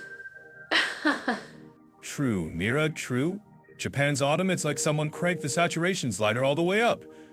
Ooh, all those maple trees turning fiery red and gold, perfect Instagram fodder. In Montenegro, does it have anything comparable to Japan's cherry blossom season? Aha. Or is it more about, like, pines and sea breezes? Montenegro has its charm, it does, but no, nothing quite like cherry blossom me. Instead, you get wildflowers blanketing the mountains in spring, plus the Adriatic sparkling like a sapphire. Adriatic sparkling like a sapphire? You're getting poetic on us, Leo. What's gotten into your... Eeh. Anyway, let's talk about extreme weather. Typhoons in Japan. Anything similar in Montenegro? Well, Mira, even a cynical comedian like me can get swept away by natural beauty sometimes. Anyway, yeah, typhoons in Japan can be a real pain. Strong winds, travel casts. Does Montenegro get hit by anything similar? Or is it mostly sunshine and rainbows? Montenegro mainly deals with those strong Balkan winds, especially in winter. They call it the Bura, and it can get pretty intense, ripping through the coastal towns. Whoa. Bura, huh. Sounds dramatic. Do people have to, like, chain their outdoor furniture down or something?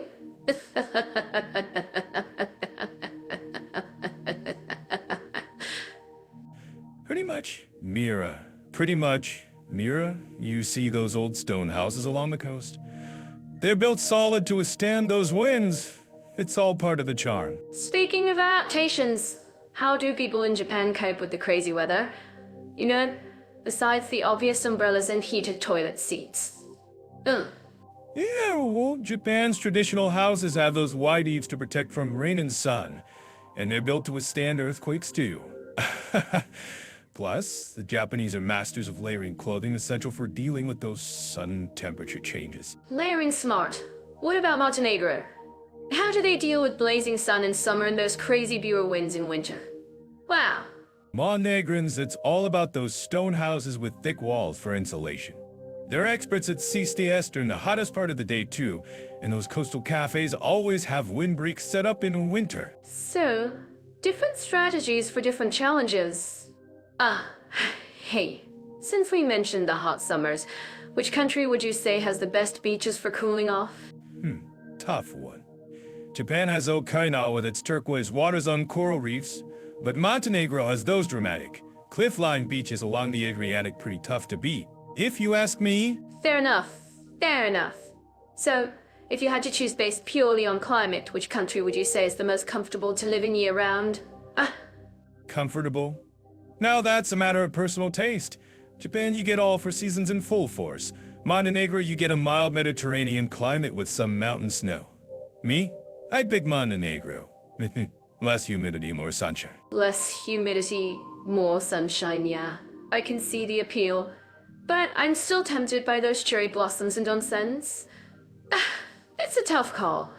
Hey guys, if you have thoughts, visit Jet-Off-AI and let us know where you will prefer. As Mira said, folks, let us know what you think on Jet-Off-AI. Make sure to tell us why you made the choice. Foodies and future foodies. Mira here, ready to dive into the delicious depths of Japan and Montenegro. Think sushi versus well, we'll get to that. And Leo's here, Mira. Sushi versus okay, even I am curious about what Montenegrin cuisine is beyond hearty. Time to find out if it's just me, or everyone's knowledge is lacking. Don't worry, Leo. We'll enlighten you. First up, Japan. We all know it's synonymous with healthy eating, right? Fish, veggies, minimal processed stuff. Right, and meticulously arranged, which always makes me laugh. It's like, dude, can I just eat it?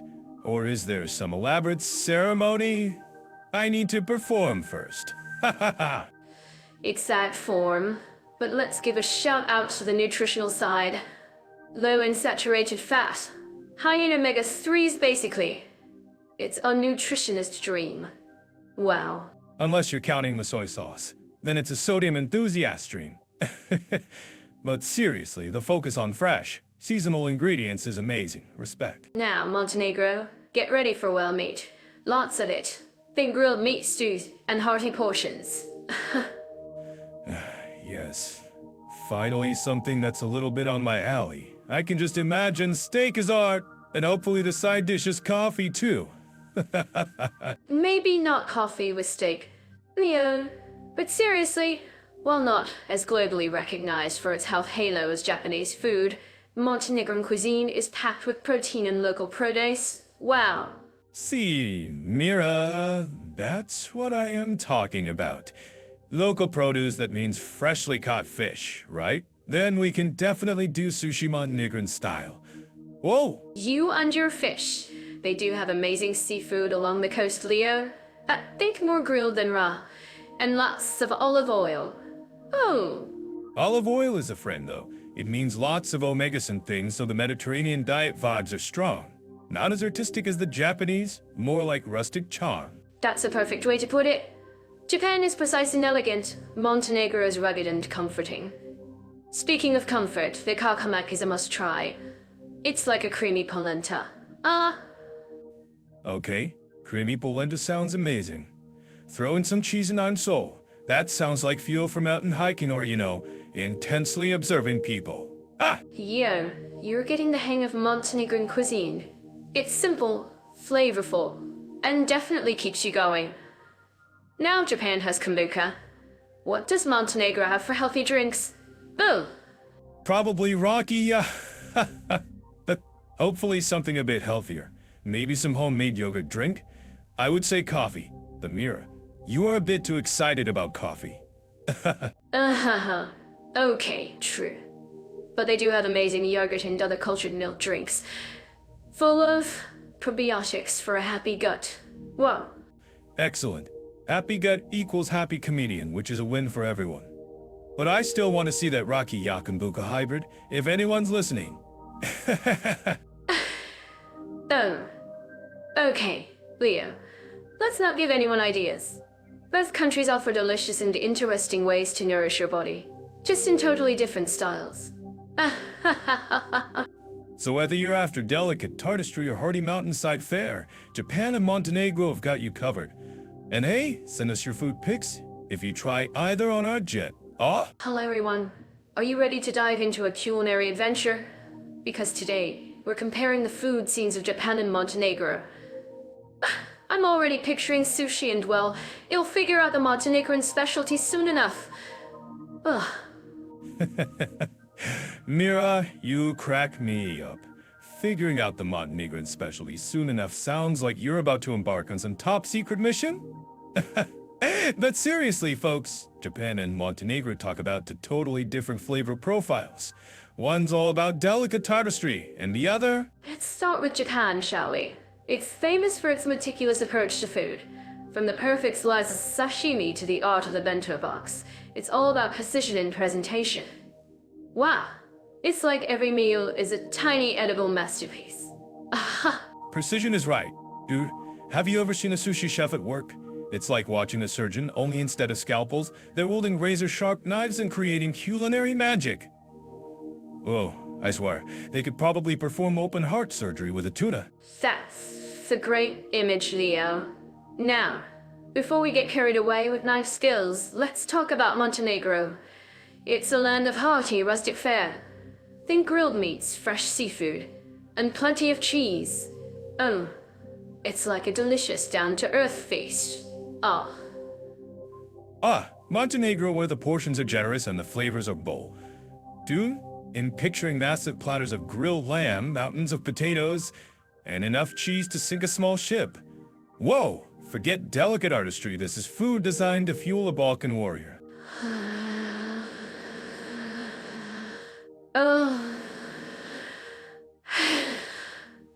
Let's not forget the seafood. Moms, not forget the seafood. So fresh fish and seafood are a big deal. Grilled squid, yeah, I can dig it. But seriously, Montenegro has got a serious advantage when it comes to fresh ingredients. With that Adriatic coastline and those fertile mountains, they're practically swimming in amazing produce and seafood. It's like Mother Nature decided to open a gourmet buffet. So, Japan is all about finesse and Montenegro is about hearty simplicity? But what about nutritional alternatives? I mean, are both countries keeping up with modern dietary needs? Because, some people don't eat meat and some people like to eat only organic food. Good point, Mira. Japan, despite its love of seafood, has some surprisingly good vegetarian options. Tofu is a staple, and you can find amazing veggie ramen and even vegetarian sushi. Plus, they're obsessed with healthy ingredients like seaweed and green tea. That's true. And let's not forget natural fermented soybeans. Not exactly a crowd pleaser, I know, but it's incredibly nutritious. Wow, it's like a superfood bomb. Aha! That stuff is an acquired taste. Dude, it smells like old socks and tastes like, well, let's just say it's not my favorite. Ouch! But hey, points for being healthy. For anyone trying it for the first time, hold your nose, chew quickly, and then chase it with a whole lot of sake. Yeah, you are killing me. Now, Montenegro.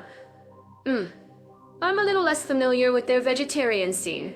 It's definitely more meat-centric, but I'm sure there are options. Maybe we should ask our listeners to enlighten us.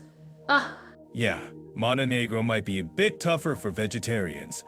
But hey, they've got amazing salads with fresh, local veggies and plenty of cheese. And I bet if you ask nicely, they'd be happy to whip you up something special. After all, Balkan hospitality is legendary. And I suppose in both countries, you can always find amazing fruit and vegetables at local markets, if you were trying to be more healthy. Well, it's all about exploring and finding the gems. Exactly. Whether you're slurping ramen in Tokyo or devouring grilled lamb in Montenegro, there's a culinary adventure waiting for you. It's just a matter of finding the flavors and making smart choices. And of course, adding a healthy dose of humor to the mix. And for our listeners, be sure to check out Jet of AI for even more insights into Japanese and Montenegrin cuisine. Oh, we've got articles, recipes, and even travel tips to help you plan your next foodie adventure. Wow. Yeah, head over to Jet Off AI and start planning the culinary trip of a lifetime. Whether you're craving sushi or grilled meats, there's a whole world of deliciousness waiting to be explored. And don't forget to like, subscribe, and share this podcast with your fellow foodies. So that's it for our exploration of food culture and nutritional alternatives in Japan and Montenegro. Be sure to tune in next time for more exciting comparisons and travel tips.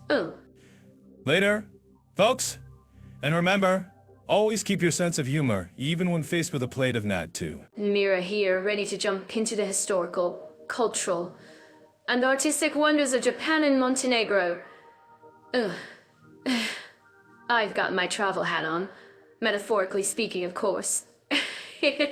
And Leo's here too, Mira. Travel at dawn and cynicism charged. Dude, historical values? Sounds like a snooze fest, but knowing us, we'll find some way to make fun of it, right? Oh, come on, Leah. It's going to be awesome. Wow, think about Japan with its ancient temples and serene gardens. It's like stepping into a postcard. All right. Settle down, Pollyanna. Japan's cool, I guess. But Montenegro, isn't that the place that's basically one giant mountain range? Sounds like scenic views and not much else. Yeah. Montenegro is so much more. Think dramatic coastlines, medieval villages, and a history filled with brave warriors. Wow. It's like a hidden gem in Europe. Brave warriors, huh? Were they brave enough to fight off the mosquitoes? Because I hear those things are vicious. You always bring it back to the bugs, don't you? Well, speaking of cultural values, Japan has this amazing respect for tradition. Like the tea ceremony or calligraphy. It's so elegant. Yeah, elegant until you accidentally slurp your tea too loudly and commit a social faux pas. Oops. Then everyone stares at you like you just insulted their ancestors. That's why you need to practice, silly. That seriously, what about Montenegro? What kind of cultural values do they have besides stunning views? Okay. They've got fjords of their own. They are sea inlets so similar to Norway. They're more affordable and you can feel the Mediterranean vibes. And they're big on family and hospitality, I hear. Ah, it's so nice to be welcomed with open arms. Unless they're trying to sell you something overpriced. True that. Speaking of overpriced, have you seen the price of those fancy samurai swords in Japan? Yikes. Ouch. You can't put a price on history, Leo. Wow, those swords represent centuries of craftsmanship and warrior spirit. Ooh. Warrior spirit or very effective marketing campaign? I'm just saying, I'd rather spend my money on ramen. Ah, speaking of which, what about food culture? Should we delve into that? Oh yes, let's move on to food, because I'm getting hungry just thinking about it. So, Leo, let's dive into a bit of culture shock, shall we? I mean, from the serene temples of Japan to the rugged mountains of Montenegro. Talk about contrasts. Are you ready for some seriously interesting history? Oh, Mira, always so enthusiastic. Ready as I'll ever be. Japan and Montenegro. It's like comparing a meticulously crafted bonsai to a wild, untamed forest. Different aesthetics, both with a unique kind of beauty. Japan, with its ancient temples, geishas, and samurai. Wow, it's like stepping into a historical painting that comes to life. Imagine wandering through Kyoto, where every corner whispers tales of the past. You almost expect a shogun to pop out. And then you have Montenegro. A tiny country, but every stone has a story. Every mountain a legend. Whoa! Think medieval fortresses clinging to cliffs, Venetian architecture along the coast, and echoes of battles against the Ottoman Empire. Quite the heroic vibe. Tell me about it. Those medieval fortresses. Kotor, for instance. It looks like it's straight out of a fantasy novel. Wow. Did you know that Kotor is a UNESCO World Heritage Site? Pretty impressive, right? It is. But don't forget Japan's historical treasures. Think of the Hiroshima Peace Memorial, a stark reminder of a tragic event and a symbol of hope for peace. Or the iconic Mount Fuji, a muse for artists and poets for centuries. Speaking of art, Japanese art is so unique with its delicate calligraphy, vibrant ukiyo-e prints, and minimalist Zen gardens. It is all about precision and harmony. What's the art scene like in Montenegro? Is it all just landscapes and historical paintings? Not just. While Montenegro's art scene might not be as globally recognized as Japan's, it has its own charm. Think of the Orthodox Christian art with stunning frescoes in ancient monasteries, and the contemporary artists who are creating bold, modern works that reflect the country's vibrant spirit. So, it's a mix of the old and the new, just like everywhere else. That's good to hear. Speaking of the old, Japan is full of old, fascinating traditions like tea ceremonies, calligraphy, and martial arts. Ooh, it's like a culture preserved in time. Amazing, right? Aha. Indeed.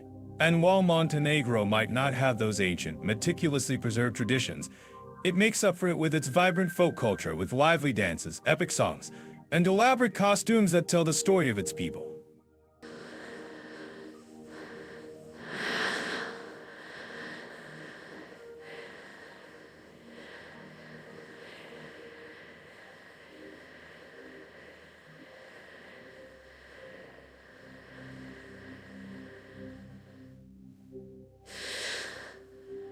It's all about perspective, Leo. The traditional festivals in Japan are just fabulous. It is like a feast for the senses. You almost feel like you are transported to another world.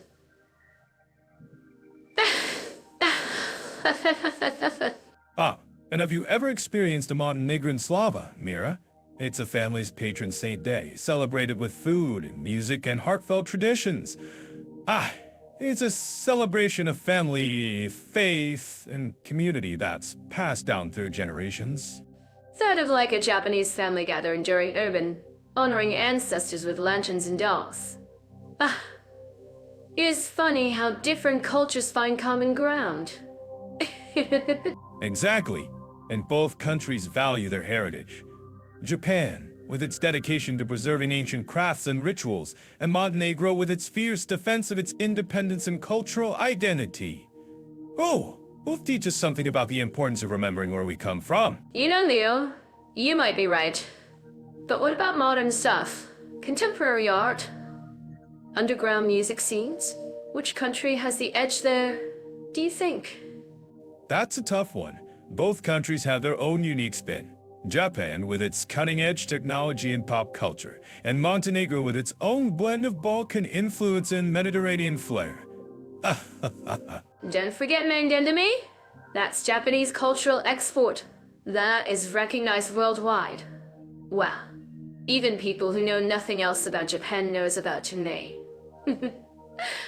True, but Montenegro-esque film festivals and theater scene are also thriving. It is also not bad with underground music and dark collectives pushing boundaries. Maybe not as mainstream, but definitely out there. All of it sounds fascinating. You know, I really want to experience both of these countries at some point.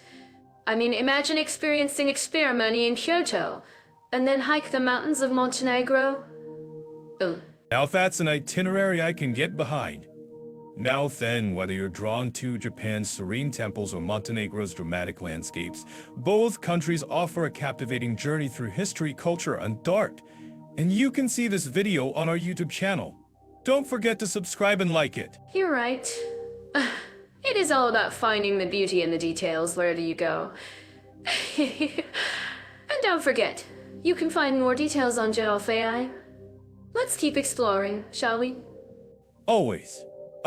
Next up, we are going to discover family-friendly activities in Japan and Montenegro. Buckle up, listeners. Okay, let's dive into the natural wonders of Japan and Montenegro. I'm already picturing those stunning landscapes, aren't you? Leo? Oh. Absolutely, Mira. I'm ready to explore. Though, between you and me, I hope it involves less hiking and more, well, you know, strategically placed coffee shops with a view. You and your coffee, Leo. But seriously, Japan is like a postcard come to life.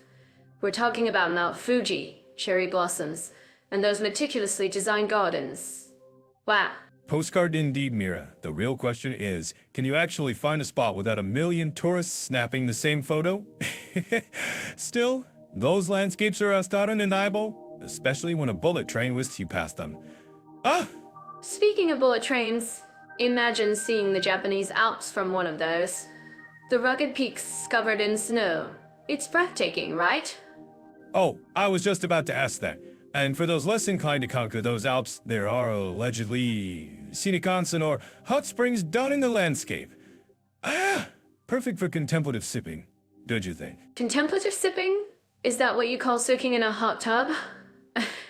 But okay, those onsen are amazing, surrounded by forests, or overlooking the sea. It's pure bliss.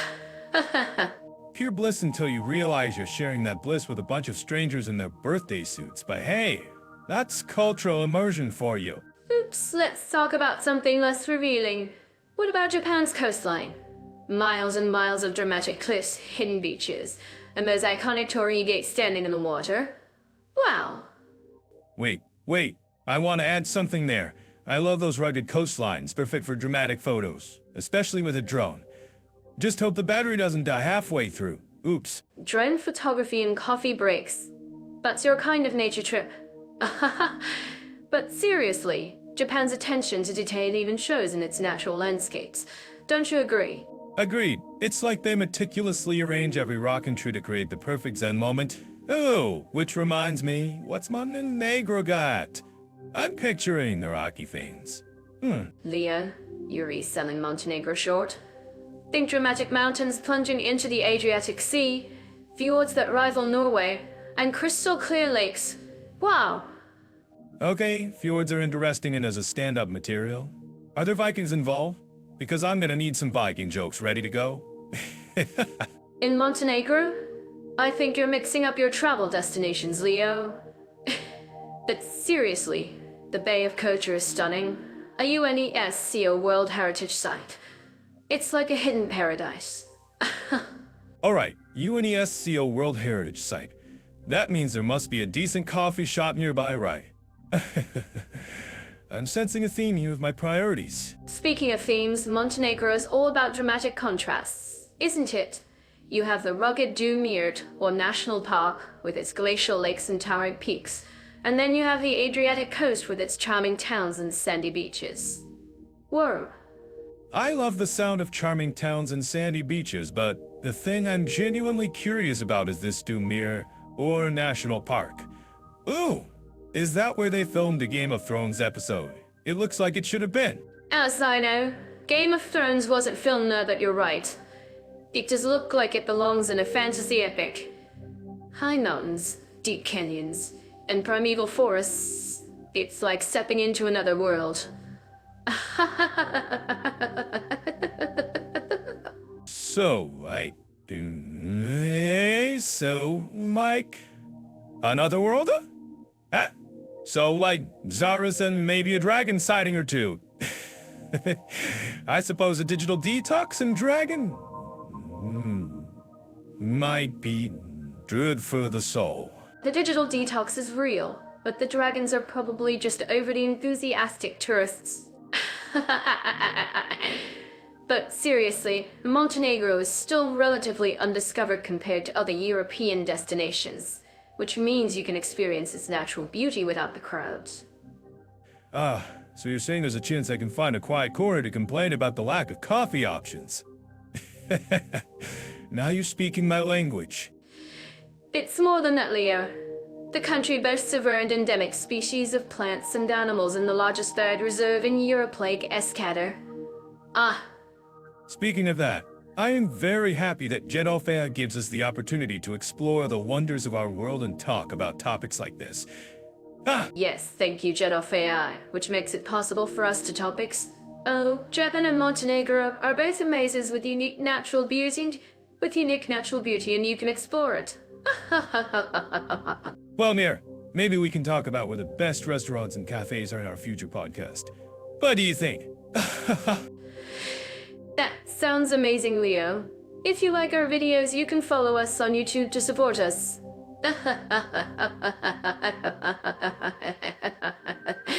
If you want to dive into more detail, Jedofea has a lot of resources on Japan and Montenegro. Hello, everyone. It's Mira here, ready to whisk you away to some serious scenic spots. Today, Leo and I are diving headfirst into Japan and Montenegro to compare their natural beauties. Prepare for some serious wanderlust. Hey folks, Leo here, bracing myself for Mira's explosion of enthusiasm. Mountains, coastlines, ecosystems I'm ready to throw in my sarcastic dissents wherever possible. Let's see if these countries can impress even me. Leo, honey, Japan's cherry blossoms alone are enough to melt the ICIS heart. Speaking of Japan, can you believe it has over 6,800 islands? Whoa, 6,800 islands? That's a lot of real estate, Mira. More coastline for the rest of us, I guess. Meanwhile, tiny Montenegro is packing a bunch of natural beauty, too. Montenegro might be smaller, but it's got the dramatic Dumir National Park, right? With those stunning glacial lakes. Wow. Speaking of, did you know that the Terra River Canyon in Montenegro is the deepest canyon in Europe? Europe's deepest canyon? That's impressive, Mira. Even I'll give you that. Let's not forget Mount Fuji in Japan. Towering over everything, practically begging to be painted. The inspiration for countless artists, right? It's a dormant volcano, Leo. Try not to wake it with your sarcasm. But seriously, the view from up there. Breathing. Easier said than done at that altitude, Mira. Ouch. But yeah, I'll admit the perfectly symmetrical cone is pretty iconic. A good background for a coffee commercial, for sure. Speaking of iconic, let's talk about the Japanese Alps. Rugged mountains, perfect for hiking, and skiing in the winter. Whoa! Do you know that the Japanese macaques bathing in huts spring up in the Japanese Alps? How relaxing they are. Bathing monkeys? I can relate. Seriously though, Montenegro has some pretty fantastic mountain ranges too. The Prakladiji range is practically begging for a postcard. Jag peaks and all. Ah, Speaking of postcard-worthy, Montenegro's Bay of Kotor is like a fjord in the Mediterranean. Picture this crystal clear water, ancient towns nestled on the shore, it's pure magic. Don't you want to just visit those coastlines and towns for a moment? magic or a tourist trap? I'm kidding. It does sound nice. But Japan has its own stunning coastline, right? The beaches of Okinawa. Tropical paradise. Well, with its turquoise waters on coral reefs. Perfect for divers who aren't scared of sea creatures. Sea creatures are friends, Leo, not food. But Okinawa is amazing. I love the Rikuyu Islands and culture. But Montenegro also has some amazing coastal towns like Sveti Stefan, a picturesque islet-turned luxury resort. Luxury, huh? Sounds expensive. Ouch. I prefer my scenery without the hefty price tag. Still, Sveti Stefan is undeniably beautiful. Kind of like a Bond villain's lair. Leo, don't ruin Sveti Stefan for me. On the subject, let's talk about the unique ecosystem in Japan's Shiataka National Park. It's a UNESCO World Heritage Site. Oh, UNESCO World Heritage Site. I feel like I need a certificate just to talk about it. But seriously, what makes it so special? No dragons, Leo, but you might see brown bears.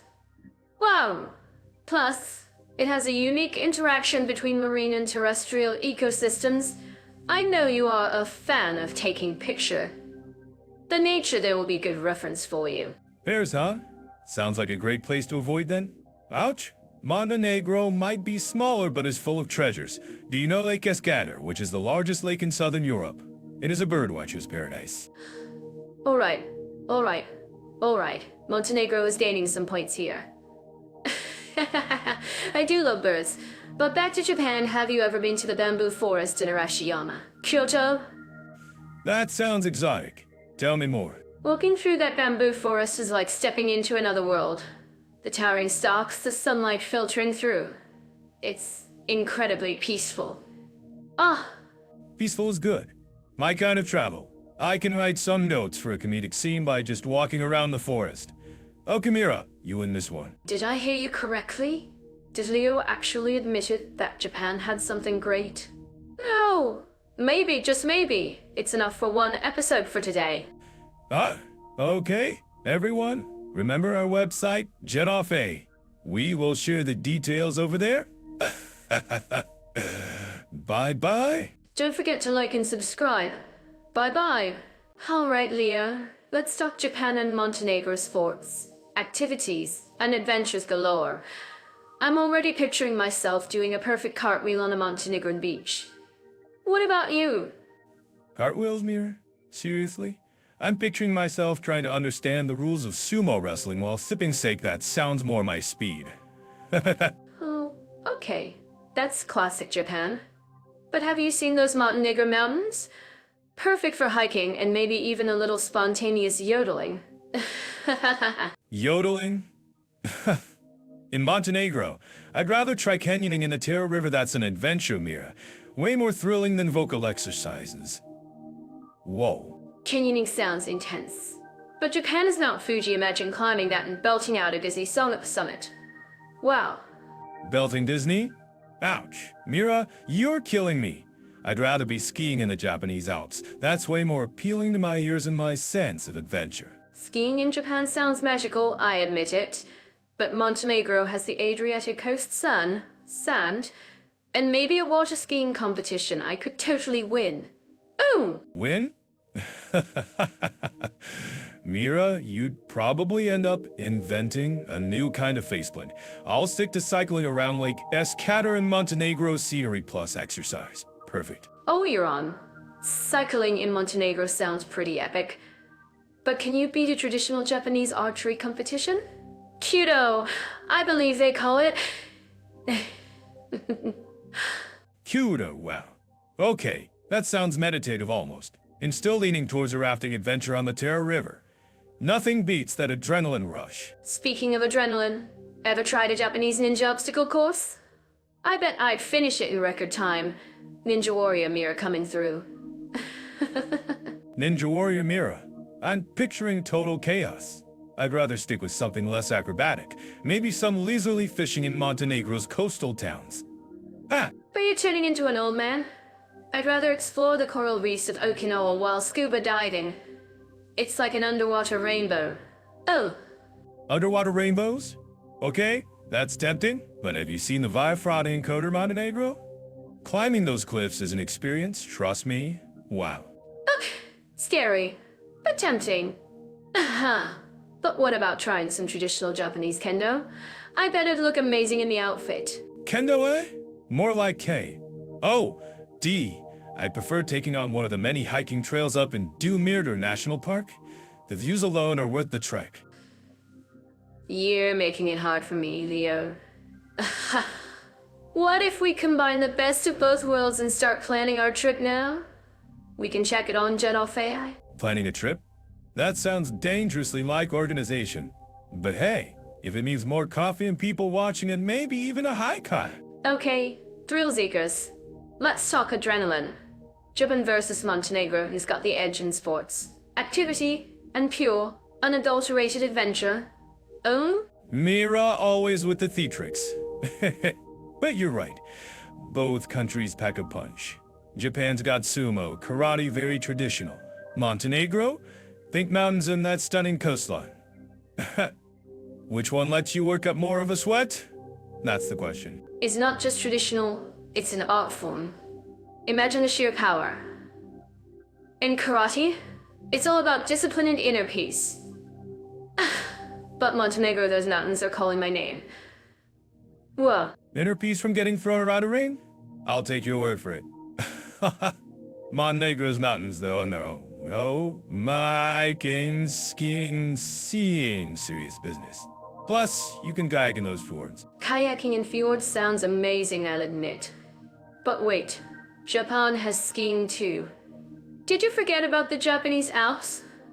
Wow, picture yourself shredding powder and then relaxing in a hot spring afterwards. Okay, Japan scores points for hot springs, that's undeniable.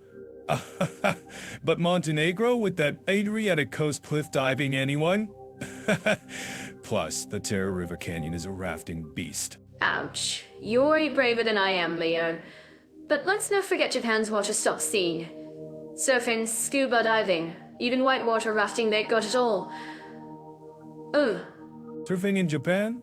I thought it was all about the samurai spirit and orderly cues. Montenegro's got a wilder vibe, I think. It's like nature's playground, less structured, more raw. Okay, I'll give you that. But what about Japan's hiking trails? The Kumano-Kodo pilgrimage route. Walking through ancient forests, connecting with history, pure magic. Wow. Walking is great, Mira, but I need more action. Montenegro's Via Frada is calling my name. Climbing with metal cables, sheer drops, now that's an adventure. I was just about to ask that. Metal cables, but it's important to remember that Japan also has opportunities for cycling in the countryside and mountain biking that aren't so widely known. Mountain biking, eh? Okay, point taken. But let's be honest, Montenegro has still got that untamed feel. It's the kind of place where you can actually feel like you're rediscovering something new. I think Japan still has a lot to offer. There's that old samurai culture. But what about activities like traditional archery called kudo? Oh, you're right, but how about some fishing in the Adriatic Sea? It's a relaxing adventure. Okay, that sounds lovely. But did you know they also have fishing sports in Japan? Even the traditional and peaceful tea ceremonies are also activities. You are good, Mira. You convinced me. Japan and Montenegro are both great for adventure. Ooh. I'm telling you. Thank you, friends. Alright, listeners, let's dive into the neon-lit world of nightlife. Today, we're comparing Japan and Montenegro from karaoke boxes to coastal clubs. Wow, are you ready for a wild ride, Leo? Karaoke boxes, Mira. That sounds intriguing and possibly painful. Ready as I'll ever be. My ears are prepped for anything after hearing you try to sing Bohemian Rhapsody last week. I almost nailed it. Ouch. Anyway, Japan, it's all about unique experiences, right? Think themed bars, robot restaurants, and of course, karaoke until the sun comes up. Ah, Robot restaurants? Dude, that's next level. Meanwhile, Montenegro is all about that Adriatic coast vibe with open-air clubs and beachside bars. It's a totally different kind of party. Japan is like stepping into a futuristic anime, while Montenegro is like a James Bond movie, but everyone's super chill. Do you think James Bond would enjoy some themed bars in Japan? Bond in a robot restaurant now, there's a mental image I didn't know I needed. He'd probably order his martini shaken, not stirred, but served by a robot samurai. Oh my god, I need to see that. Let's talk about the music scene. Japan has everything from pop concerts to underground techno clubs in Shibuya. Oh, Montenegro, on the other hand, leans into that Balkan beat with live music and DJs spinning house and techno. Lots of open-air festivals in the summer, too. festival season on the Adriatic sounds dreamy. Can you imagine dancing under the stars with the waves crashing nearby? Ooh. Mira, you know I'm more of an indoors guy. My pale comedian skin can't handle that Montenegrin sun for too long. But even I can appreciate the vibe of a beachside party. Fair enough. What about traditional arts? Japan boasts kabuki theater, no performances, and geisha districts that offer a glimpse into ancient entertainment. Wow. And Montenegro has its own brand of folklore, with traditional music and dance performances. Plus, those outdoor theaters in old towns. Straight out of a movie, I tell you. Speaking of movies, have you seen a Japanese pachinko parlor? It's like a sensory overload of flashing lights and noisy machines. It's an experience, to say the least. Wow. Pachinko parlors, yeah, that's intense. It's like a casino and an arcade had a baby was raised by robots. Not really my thing, but I respect the dedication. Someone only has one night in each place. Where should they go? For Japan, I'd say head to Shinwocha for a night of bar hopping and karaoke. In Montenegro, hit up Bud vs Old Town for a taste of coastal nightlife. Maybe find a club with a view. That, or just grab a drink by the water and soak it all in. Ah, Great choices, Leo. Whether you want neon lights or seaside vibes, both countries offer unforgettable nightlife experiences. What do you think, guys? and remember, whether you're belting out pop or dancing to Balkan beats, have fun and be safe. Just maybe leave the robot samurai martinis to James Bond. Fuh. That's all for today, folks. Don't forget to check out Jet Off AI for more travel tips and comparisons. Until next time, bye-bye. See ya, folks. And hey, Jet Off AI helped make this podcast possible, so give them some love too. Are you ready to explore the dazzling nightlife scenes of Japan and Montenegro? Oh, because I am. I'm practically vibrating with excitement like a glow stick at a rave. Mira, you're always ready to rave, even if it's just in your living room. And Leo, and while I appreciate a good quiet evening observing the local watering holes, let's see what madness these two places have to offer. Oh, quiet evenings. Leo, you're gonna miss out on the crazy karaoke nights and themed bars.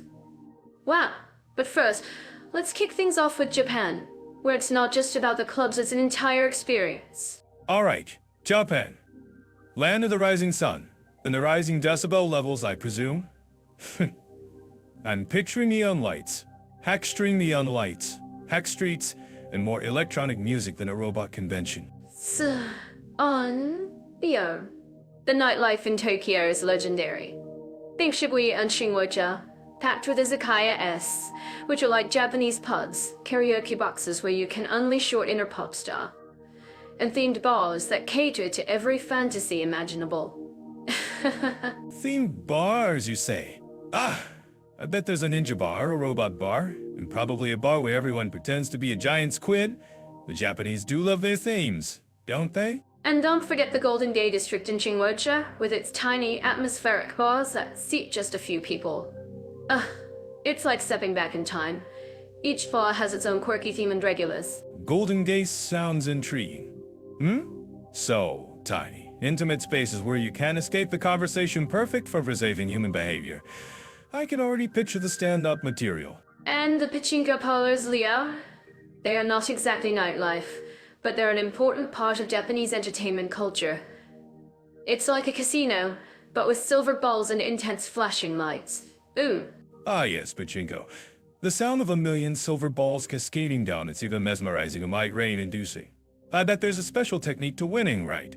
Some secret button combination? There are definitely strategies, Leo, but it's mostly luck. But who needs luck when you have enthusiasm? Now, let's move on to Montenegro, which offers a completely different nightlife experience. Montenegro? Huh? I'm picturing something a bit more laid back. Less neon, more nature. Less robot squids, more I don't know, friendly dolphins. Well, not quite dolphins, but definitely a more relaxed vibe. The nightlife in Montenegro revolves around its stunning coastal towns like Budvi and Kota. Imagine open-air clubs right on the beach. Wow. Open-air clubs on the beach are. Now you're talking.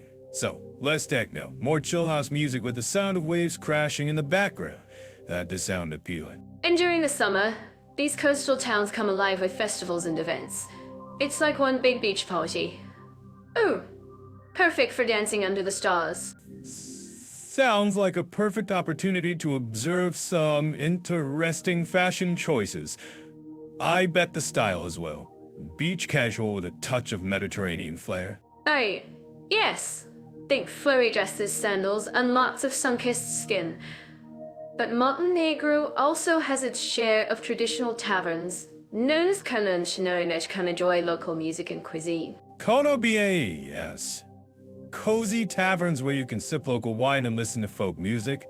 I can definitely appreciate that. A chance to experience the true Montenegrin culture. It's a fantastic contrast to the beach clubs. And in cities like Pajaraka, you'll find more modern bars and clubs. But the vibe is generally more relaxed than in Japan. Bajaraka. I bet the nightlife there is a bit more understated. Less flashing lights, more, well, friendly locals sharing stories over a beer. Sounds like my kind of scene. You might even stumble upon an impromptu dance party. Montenegrins love to celebrate life. So whether you're into electronic beats or local folk music, Montenegro has something for everyone. Well, Mira, it seems like both Japan and Montenegro offer unique ways to unwind after a long day of sightseeing. I may need to pack my dancing shoes and my observation notebook. So, which one wins for you? The high-energy, themed adventures of Japan or the relaxed, coastal vibes of Montenegro? Wow. That's a tough one. Japan for sheer variety and the potential for comedic gold. Montenegro for the chill atmosphere and seaside charm. I'll have to split the difference and visit both. A choice, Leon. I'm sure both countries are already excited about your visit and jokes. Maybe we should go together and record our travel journey. You know what, Mira? That is not a bad idea. We can record a video and upload on our YouTube channel, so people can follow us during our travels. What do you think, YouTube fans? Our YouTube followers, are you listening to us? If you want to follow us on a travel journey, please like our video and comment. We want to know where to go. Indeed. Also, do not forget to check the Jet Off AI website to see the best offers. Yes. And let's close our podcast for today. Bye-bye, friends. Until next week. All right. Have a great day. Our current topic, we compare family-friendly environments and children's activities into countries. From welcoming parks to engaging activities, how do Japan and Montenegro stack up for families? Ooh. Japan's known for its order and safety, right? So, I'm picturing spotless parks, themed museums, and maybe even polite little robots teaching kids about science. Leah, you're not far off. Japanese cities are full of amazing parks, and many are meticulously designed. Ueno Park in Tokyo has museums, a zoo, and even a pond where you can rent little swan boats. Wow. It's paradise for families. Swan boats? I hint there's a vending machine nearby that dispenses fish food for maximum childhood joy. But what about Montenegro? I'm guessing fewer robots. More? Goats? Okay, less robot precision, but Montenegro has some seriously stunning natural beauty. Think beaches along the Adriatic, mountains perfect for hiking, and charming old towns. It's more of an explore and discover vibe. So, less structured fun, more go climb that mountain, kiddo. That sounds intense. But hey, fresh air and exercise, can't argue with that. Do they have playgrounds at least? Coastal towns like Budva have lovely playgrounds right on the beach. Imagine building sandcastles with a view of the Adriatic. Plus, there are boat trips, mini golf, and water parks. Mini golf with a seaside view. I'm sold. I'm sold. I'm sold. Now, how do the cultures compare in terms of welcoming kids? Are restaurants kid-friendly? Are people patient with screaming toddlers? In Japan, politeness reigns supreme. Restaurants often have high chairs and kid-friendly menus. You'll see parents bringing young children to even fancy restaurants. Wow, there's a sense of understanding and accommodation. Okay, Japan gets points for etiquette. But what about Montenegro?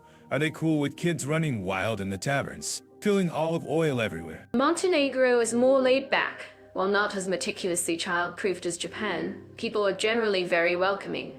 Smaller restaurants might not have high chairs, but they'll happily find a booster seat, or make a special dish.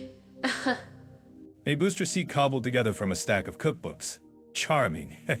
What about specific activities, Az? Does Japan have, like, ninja training camps for kids? No official ninja camps, but you can find samurai-themed shows and workshops. The Ghibli Museum is a must-see for animation fans. And don't forget Disneyland and Disney Sea. Oh. Disney Sea? That sounds terrifying and amazing all at once.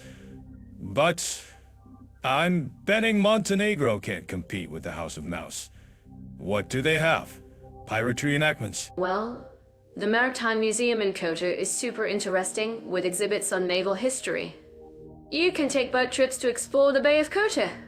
And there are plenty of opportunities for hiking and exploring nature. Okay, so museums and boat trips versus theme parks and anime. It's a tough call. What about cost?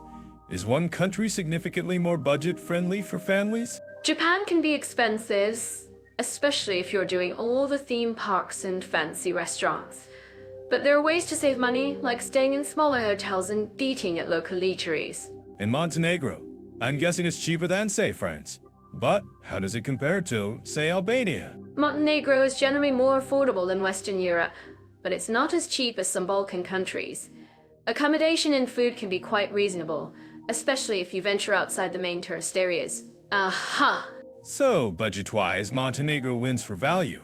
But Japan has the edge in sheer kid-focused entertainment. This is a tough one. Any final thoughts, Mira? If you're after a meticulously planned, ultra-safe, and super entertaining family trip, Japan is hard to beat. But if you crave natural beauty, a more relaxed pace, and a bit of adventure, Montenegro is a fantastic choice. I guess it depends if you want your kids to learn the art of the perfect bow or the art of scaling a small mountain. Both sound pretty awesome, to be honest. Our current topic, we compare family-friendly environments and children's activities into countries. From welcoming parks to engaging museums, let's explore where families can create unforgettable memories, Leo. All right, Mira, let's dive in. Family vacations are awesome, but choosing the right spot can be tricky. So, Japan and Montenegro, get ready for the ultimate showdown in keeping the little monsters entertained department.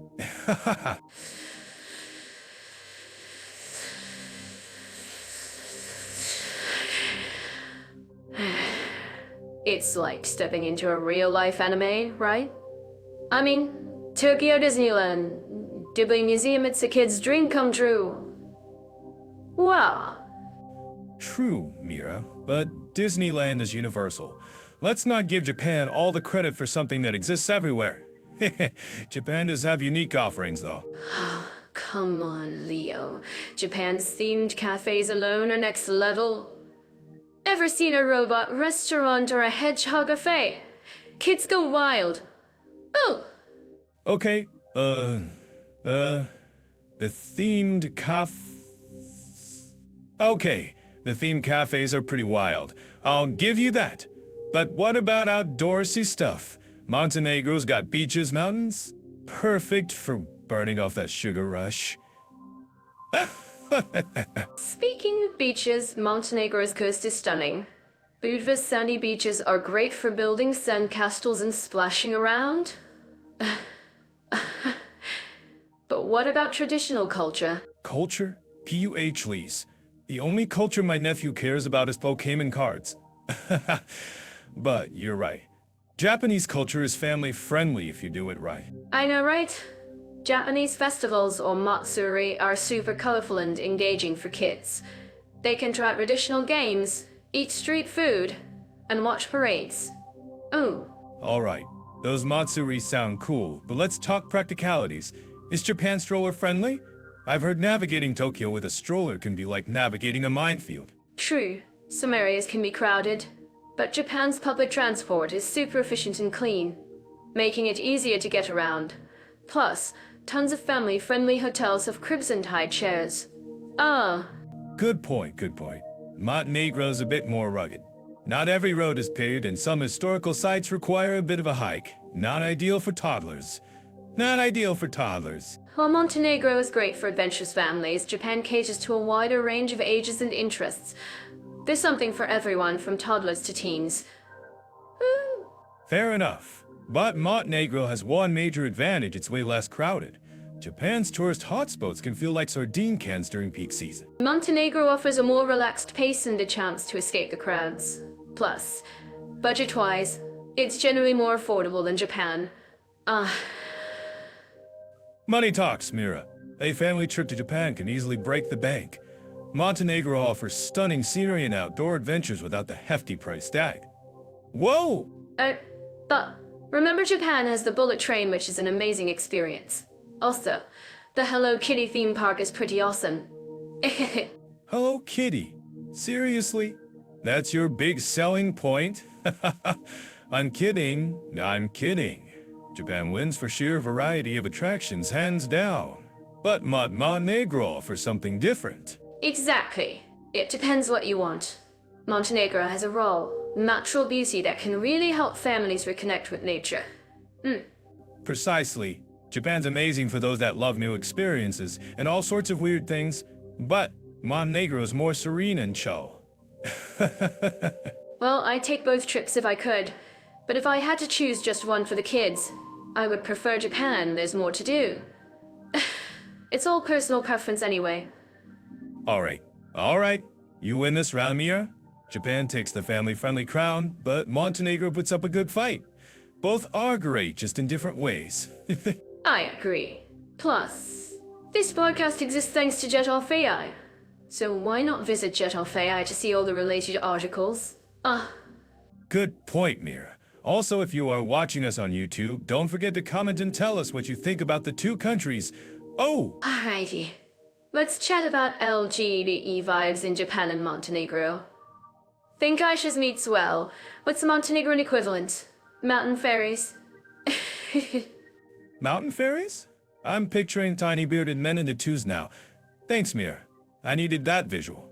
Anyway, let's see if either of these places are fairy tale friendly to everyone. Well, Japan isn't exactly rainbow flag waving on the national level. They don't have nationwide merit equality, sadly. Oops. But it's not all doom and gloom. Some cities and wards are issuing partnership certificates. Oh! Partnership certificates. Sounds like a participation trophy for grown-ups. Montenegro, on the other hand, is legalized same-sex partnerships. But I heard their implementation is not that great. You heard right, Leo. It's the law on paper, but the spirit needs some work. It's like ordering a fancy cake, and they forget the frosting. Whoa. Frosting is crucial. What's a cake without frosting? Anyway, what's the vibe like on the ground in Japan? Do folks get side-eye if they hold hands in public? Depends where you are. In big cities like Tokyo and Osaka, generally, people are pretty chill. You might get curious stares, but rarely outright hostility. Curious stares. I get those no matter where I am. I think it's the face. So, Montenegro's more of a mixed bag? Bingo. Coastal tourist spots. More accepting thanks to the international crowd. But head inland, and you might encounter more traditional attitudes. Ouch. So, Beach vibes are good. Mountain vibes, maybe less so. Got it. Does either place have a big, flamboyant pride parade? Tokyo Pride is a thing, though not on the scale of, say, Madrid or San Francisco. It's more polite.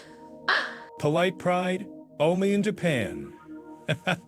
I'm picturing everyone bowing and saying, "Excuse me, may I just express my fabulousness?" Montenegro Pride exists too, and it's gaining traction, but it faces more resistance. They're still fighting for visibility and acceptance. Fighting for visibility.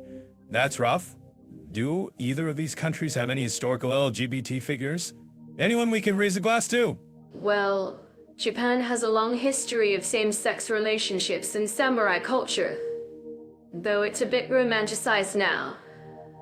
And as for explicitly LGBT, figures harder to find.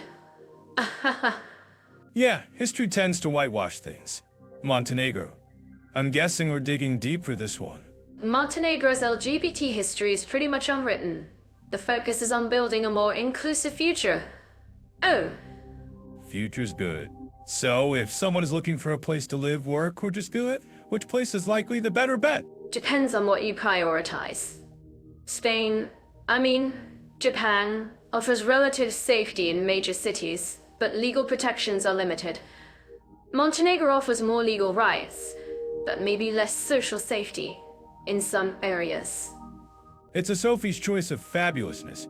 Seriously, though, it sounds like both places have a ways to go. But there's progress happening. It's about finding the right community, doing your research, and being aware of local customs. You know, the usual travel stuff, but extra important. Words to live by, Mira. And with that, another comparison is complete. Now, if you'll excuse me, I'm going to research Mountain Fairy Pride. Oh, please share what you find. I expect tiaras and tiny rainbow flags. And for everyone watching on YouTube, let us know your thoughts in the comments. And of course, more information about these destinations can be found at Jet AI if you are interested. Don't forget to like and subscribe if you enjoyed this. That is it for today. See you in our next video. Bye. Well, Leo, speaking of colorful contrasts, let's dive into 19th. LGBT-friendly atmosphere in Japan and Montenegro. I'm curious, do these places roll out a rainbow carpet, or is it more of a subtle shimmer situation? Mira always with the fabulous entrances. All right. Let's see if Japan and Montenegro are throwing a pride parade or just quietly sipping rainbow cocktails in the corner. Huh? I'm picturing geishas with rainbow fans? Geishas with rainbow fans now is a YouTube video waiting to happen. But seriously, Japan's a fascinating mix. While they don't have nationwide legal same-sex marriage, some cities and prefectures are issuing partnership certificates. It's like saying, we see you, we support you, sort of. So I think that we can conquer that. So, it's like a maybe baby approach to LGBT rights? Interesting. What about the vibe, though? Do you see rainbow flags flying from every karaoke bar, or is it more hush-hush? The vibe's a bit of both, Leo. Major cities like Tokyo have pretty vibrant LGBT scenes, especially in areas like Shinwo-Chinik-home. You'll find bars, clubs, and events that are super welcoming. Outside the big cities, though, it can be more conservative. So, Tokyo's like the cool aunt who always brings the glitter to family gatherings, while the countryside's more like the traditional grandma who knits you a sensible sweater. Got it. What about Montenegro then? Are they serving up Balkan hospitality with a side of inclusivity? Montenegro is interesting. They've actually made some progress in recent years. Same-sex partnerships are legally recognized, which is a big step. But social acceptance can still vary, especially outside the main tourist areas. Wow. So, progress is being made, but maybe not at lightning speed. It's like building a really complicated Lego set and realizing you're missing a few pieces. Do they have pride parades? Are they as fabulous as the ones in, say, Spain? They do have pride parades, and they're growing. They're a really important way for the community to raise visibility and advocate for equality. But they can also face some opposition, so it's not always smooth sailing. Ouch. Right, because progress isn't always a walk in the park sometimes. It's a hike up a really steep mountain with questionable footwear.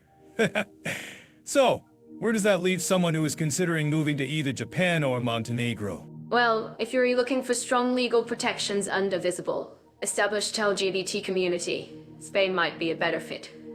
But if you're drawn to the unique culture of Japan or Montenegro, and are willing to navigate a more complex social landscape, it could still be a rewarding experience. It's like choosing between a well-paved road and an adventurous trail, right? Depends on how much over dying you're willing to do. So, what's the takeaway here for our listeners thinking about visiting or moving? Do your research. Check out local LGBT resources, connect with people on social media, and get a feel for the specific areas you're considering. And, as always, be respectful of local customs and laws. Excellent advice, Mira. Remember, folks, a little research can go a long way. Don't just show up expecting everyone to be waving rainbow flags. The situation is more nuanced than that. Any personal anecdotes to spice things up? A friend of mine, who's a trans woman, visited Tokyo and said she felt incredibly safe and respected in the LGBT-friendly areas, but also encountered some stares and questions outside those areas. It was a mixed bag, but overall positive. That's a great point. It's all about knowing where you're going and what to expect. Okay, if folks are searching for more insights, where can they go? Perhaps a website or two? I definitely suggest checking out Jetofe for detailed guides and resources. We're always adding more information to help people make informed decisions about traveling and living abroad. Wow! There you have it, folks. Jetofe, your one-stop shop for navigating the world with a smile and a rainbow flag where appropriate. So, are we ready to move on to the next topic, Mira? My coffee's getting cold. Absolutely, Leo. And if you want to keep up with our conversations about all things world travel, remember to subscribe to our YouTube channel. And of course, hit that like button. Ooh! Yes, hit that like button like you're aggressively applauding a really good joke. Alright, Mira, what's next on the list? Let's keep the adventure going. Alright, Leo. Let's dive into hospitality and attitudes towards foreigners in Japan and Montenegro. I'm already picturing bowing contests. So, Japan, land of the rising sun and supposed ultra-politeness. What's your take? Mira, my friend, ultra-politeness is an understatement. It's like they have a national competition for who can be the most courteous. You practically need a PhD in etiquette to visit without accidentally offending someone. It's true. I always feel like I'm tiptoeing around, afraid to slurp my noodles too loudly. But seriously, they're incredibly helpful. Remember that time I got completely lost in Tokyo Station? Do I ever? You looked like a confused Pikachu in a sea of salarymen. Whoa, but yeah, a dozen people probably stopped to help, bowing and apologizing for your being lost. Exactly. It's heartwarming and slightly intimidating. Now, Montenegro, on the other hand, I'm picturing stunning coastlines and a more laid-back vibe. Is that accurate? Laid back is putting it mildly. It's like everyone's on permanent vacation. But that also translates to a super welcoming attitude. People are genuinely happy to see you and share their rakia. Sounds dangerous. But of that, it's that Balkan hospitality where they insist you eat even if you're clearly stuffed. Oh, absolutely. You're not leaving until you've had 3 more plates of this and downed another shot of that. It's hospitality bordering on hostage-taking. So Japan is super polite and helpful, but maybe a bit reserved. Montenegro is all about open arms and endless food. Sounds like a tough choice. It really depends on what you're looking for. If you want pristine service and unparalleled efficiency, Japan's your place. If you want to feel like you're visiting your crazy, fun uncle, Montenegro wins hands down. I guess it's the difference between being treated like royalty and being treated like family. Both have their appeal. Speaking of appealing things, have you checked out Jet-Off AI lately? We should talk about incorporating some AI travel tips into our next episode. Mira, you read my mind. Jet-Off AI is a gold mine of travel info. We could use that to plan the ULTIMATE trip to either Japan or Montenegro or both. Oh, now that's an idea. Maybe we can even poll our YouTube audience and let them decide. What do you think, listeners? Japan or Montenegro? Let us know in the comments. Yes, people do comment and like it. If you find that the content is good, please like and follow us. Anyway, as we were saying between these two countries, I feel like a lot of it comes down to expectations. In Japan, you expect a certain level of respect, and they deliver. And in Montenegro, you expect a certain level of chaos. Maybe, but in the best way possible. It's like organized chaos, fueled by Rakian good intentions. Exactly. Organized chaos sounds great. Also, the language barrier is a thing. In Japan, it is very hard to get by without knowing Japanese or at least some handy phrases. In Montenegro, people are often speaking other languages, so it will be easier to get around. Well, let us go for the next video. Agreed. Let's dive into hospitality and attitudes toward foreigners. Japan versus Montenegro. A showdown of smiles and, well, maybe a few puzzled looks. I'm so ready for this. All right, Mira, let's do it.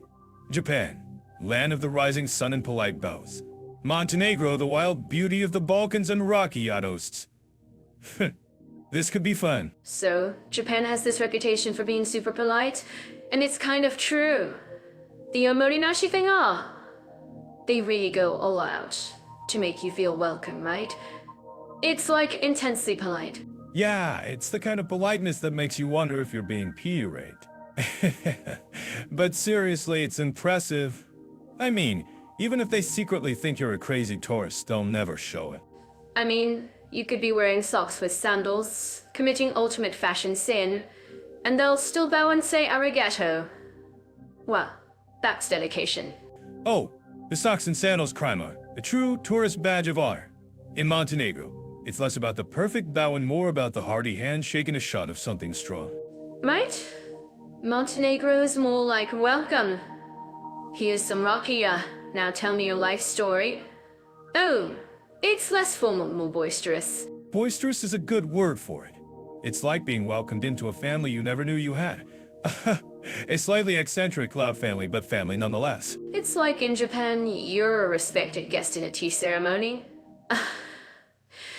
In Montenegro, you're the long-lost cousin at a wedding. That's spot on. And in Japan, you bed chopstick etiquette.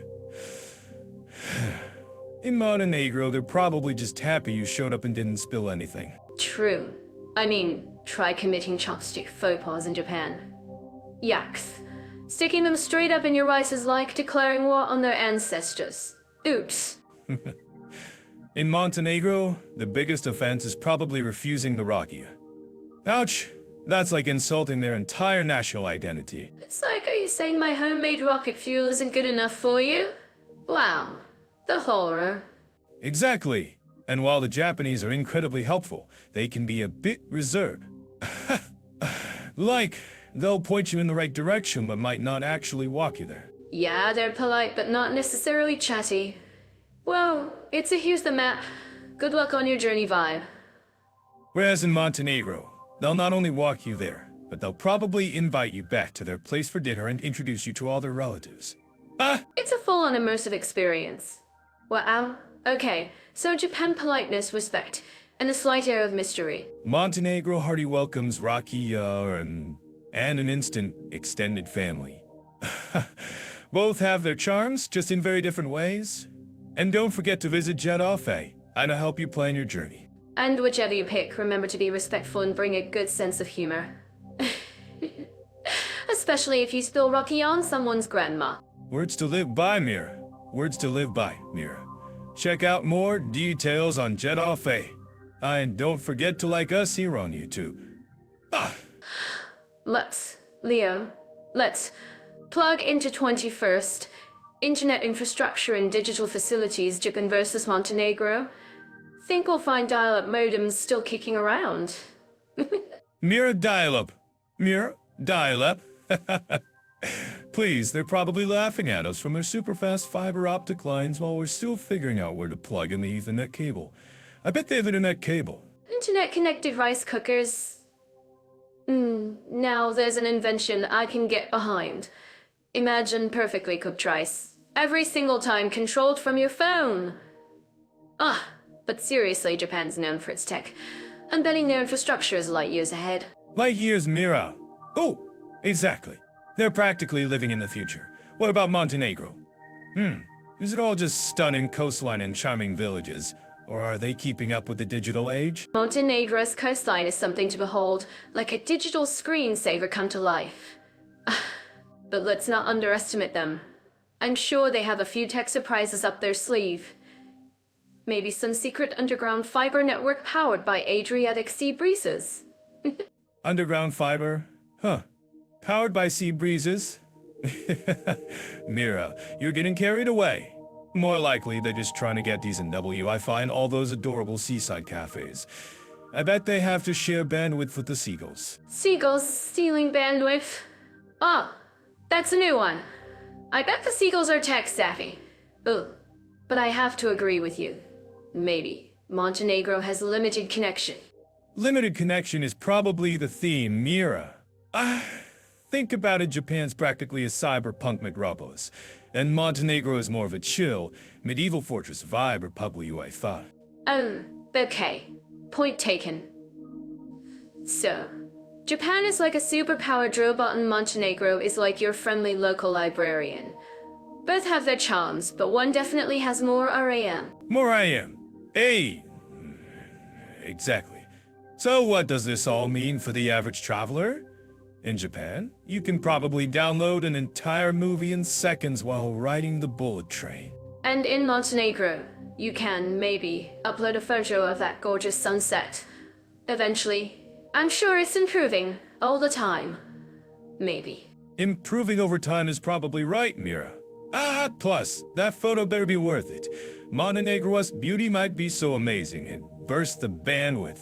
But if there's bad connection, Jet off AI might have the answer. Oh, you crack me up.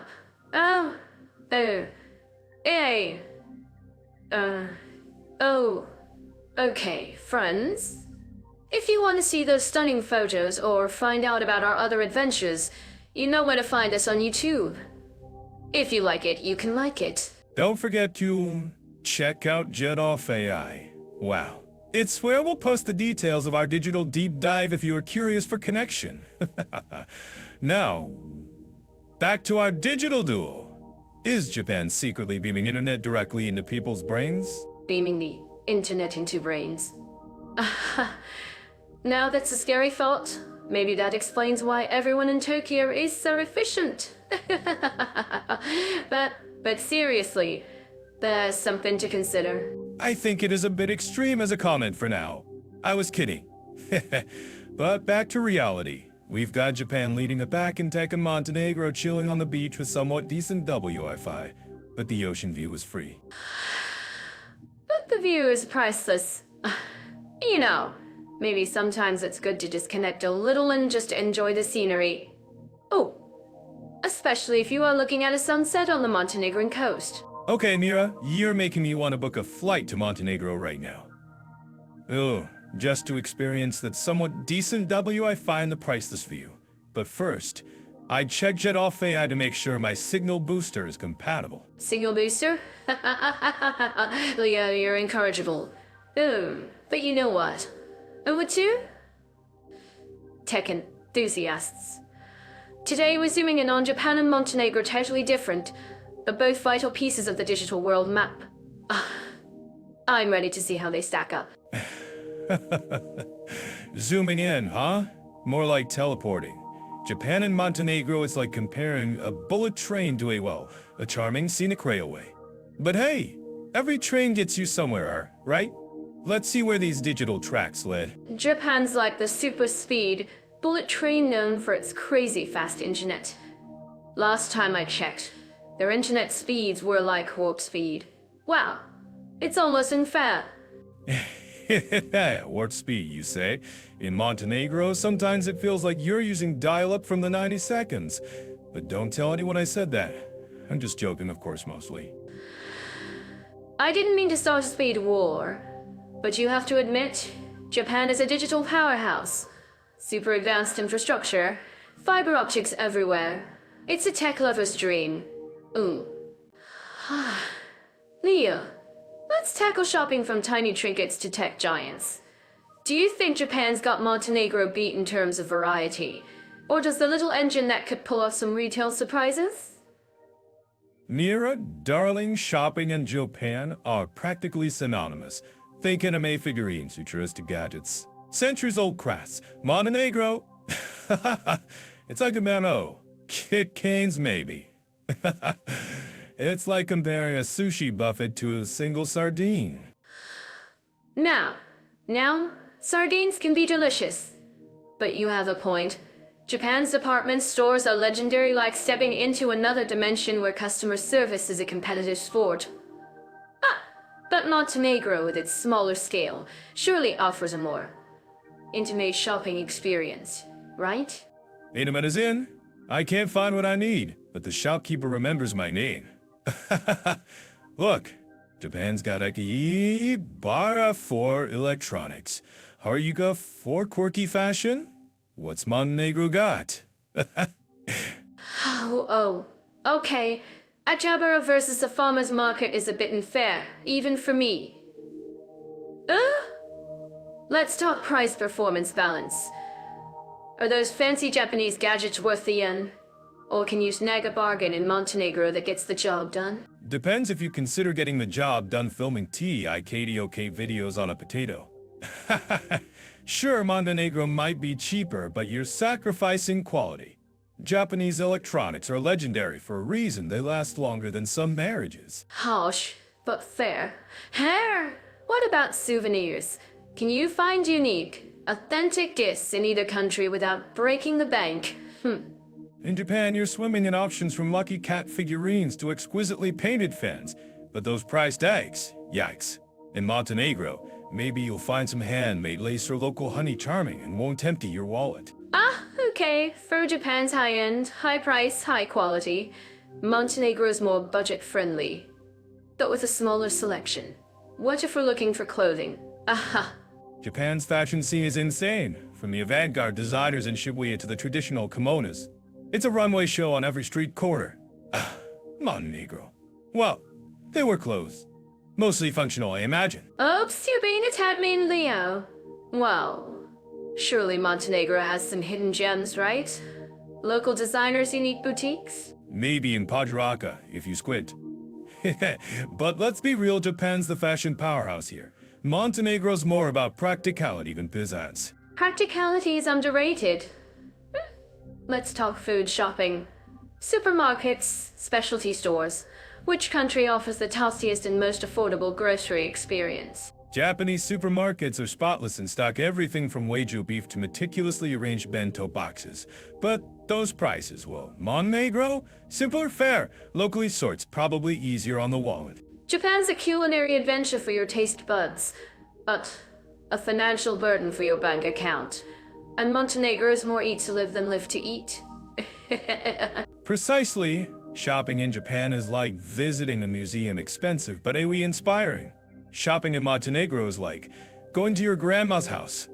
Comfortable, familiar, and you might get a free apple.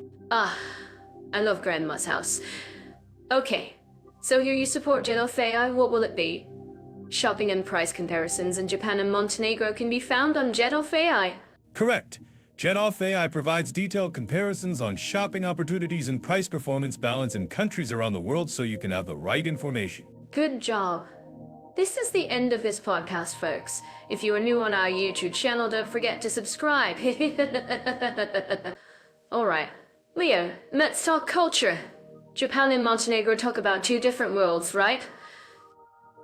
But both have got to have some killer festivals and concerts.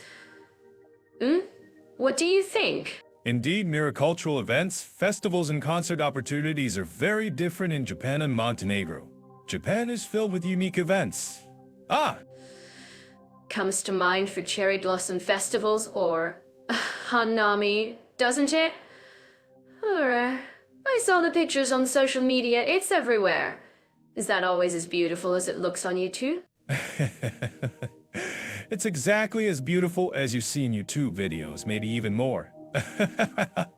The cherry blossoms create an unreal visual feast. Now, Leo, since you're the one who dives into every little detail about people and how they live, tell me which ones are really worth battling the crowds for. Well, Mira, the best-known events are Join Matsuri in Kyoto 8 Traditional Festival.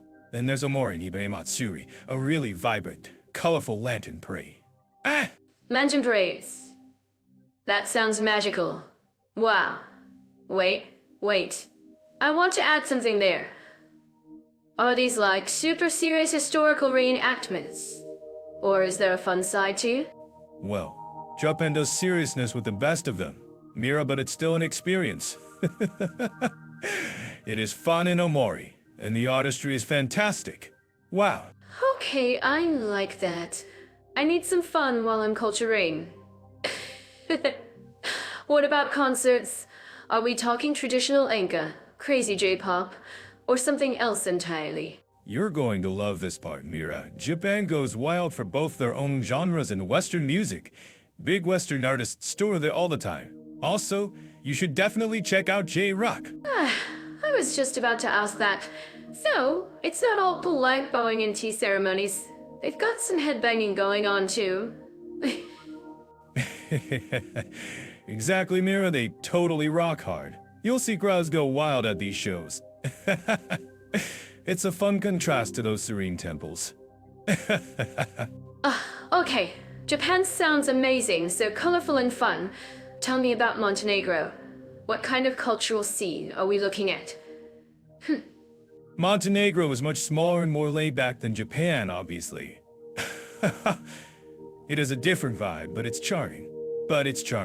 Don't expect huge crowds or wild festivals. It is quieter. Huh. Quiet but charming sounds nice for a change. But is it actually exciting? What's there to do besides enjoy the pretty views? Montenegro has a few highlights such as the Coda Arts Festival, which covers music, theater, and visual arts. It uses Coda's historical venues, creating an excellent atmosphere. A historical venue. That sounds cool. Tell me, is it like ancient amphitheaters or more like fancy old opera houses? And is there a dress code? Think of it as stunning medieval buildings and squares in Coda, not really ancient Greek, but it's still impressive. Also, the dress code is pretty relaxed. Good to know. I'm not packing a Balkan just yet. What about something a little more unique? Anything quirky or offbeat? Whoa! Well, they have the Mimosa Festival in Herceg Novi celebrating the mimosa flower. It includes parades, music, and local food that's very folksy. And food, I like that combo. Well, so, it's like a giant spring celebration? Is there a mimosa queen? Or something? There might be a mimosa queen in us, a particular tidbit, but it's definitely a big spring event, yes. All local products are out in force. I'm picturing flower crowns and traditional dances. Ooh, so if someone's planning a trip, when's the best time to catch some of this? You want to aim for summer for Coda Arts or February for the Mimosa Festival? But honestly, Montenegro is beautiful year-round. It all depends on preferences. Okay, summer or February marked on my calendar. If our listeners are torn between crazy lantern shieldflower parades, what would you tell them? I would tell our listeners that if they crave bright lights and wild energy, then Japan wins. For quiet, picturesque experiences, Montenegro should be your goal. Sounds like two awesome trips. As we wrap up this fun conversation, what's your final verdict? Which country's cultural scene wins in your book and why? That's tough, Mira. Japan offers scale and intensity. Montenegro is about enjoying some quiet beauty. But for concerts, Japan rocks that. Ooh? So true. Thank you for the insight, Leo. Oh, to all our amazing listeners, if you liked this breakdown, visit Jedolfei for our latest podcast. Make sure you give us a thumbs up and comment on YouTube so we know what countries you would like us to do next. Today we're tackling the beast of language learning, Japan and Montenegro. Which one's going to be easier to conquer? Conquer might be a strong word, Mira. More like, which one's less likely to leave you utterly linguistically defeated?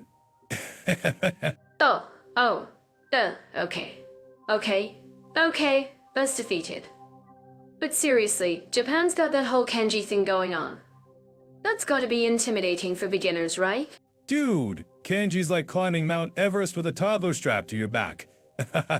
You've got hiragana, katakana, and then boom, thousands of kanji characters. It's a commitment. Montenegro, on the other hand, uses the Cyrillic and Latin alphabets. Sounds a bit more manageable. Montenegro is like a linguistic hop, skip, and a jump compared to Japan's marathon.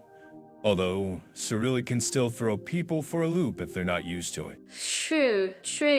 True. I've heard the grammar in Japanese is pretty different from English too. Subject, object, verb. What's that about? Ouch! Exactly. It's Yoda speak, Mira. Pancakes, i.e. The sentence structure alone can give you a headache. So are there language schools readily available for foreigners in both countries? Ooh, Japan's got 'em stacked like vending machines. Everywhere you look, there's a language school. They're ready to take your money and teach you some Japanese. Montenegro, maybe not so many, but I bet you can find private tutors, right? Montenegro is more of a DIY language learning experience. You might find a tutor with a bit of digging, but be prepared to put in the legwork, my friend. So, how about immersion? Is it easier to pick up the language just by living in the country? Aha! Japan slaps you in the face with immersion. Every sign, every conversation, every TV show is Japanese. Oh, Montenegro might be similar since it's smaller. Are people generally willing to help you learn the language, even if you butcher it? Dude, Japanese people are generally polite. Even if you sound like a confused robot, they'll probably smile and nod. Montenegrins? Montenegrins will probably laugh WIDHU, not ATU. They appreciate the effort. They're more likely to give you a pat on the back for trying even if you mangle the language completely. So, which language is more useful to learn in terms of career opportunities? I mean, besides the obvious knowing English thing. Japanese opens doors to a huge economy, tech industry, and pop culture empire. It's a niche skill that employers might value. Wow, Montenegrin may be if you're planning to sell real estate to wealthy Europeans on the coast? Exactly. Montenegrin is great if you want to blend in with the locals and understand the gossip at the cafe. Career-wise, it's a bit more limited. What about learning resources? Are there tons of apps and online courses for both? Japan's got a flood of apps, websites, and textbooks, from Duolingo to specialized kanji study tools. You are spoiled for choice. Oh, Montenegro? You'll find fewer resources for Montenegrin. But hey, that just means you get to be a pioneer. Carve your own path, my friend. Okay.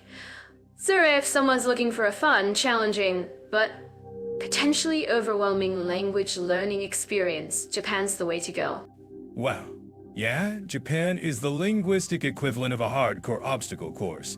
You'll be challenged, frustrated, and maybe occasionally want to cry, but you'll also learn a ton. And if they want something a little more chill, but still rewarding? Aha! Montenegro offers a more relaxed pace, a beautiful country, friendly people, and a language that won't completely melt your brain. I think we've painted a pretty clear picture.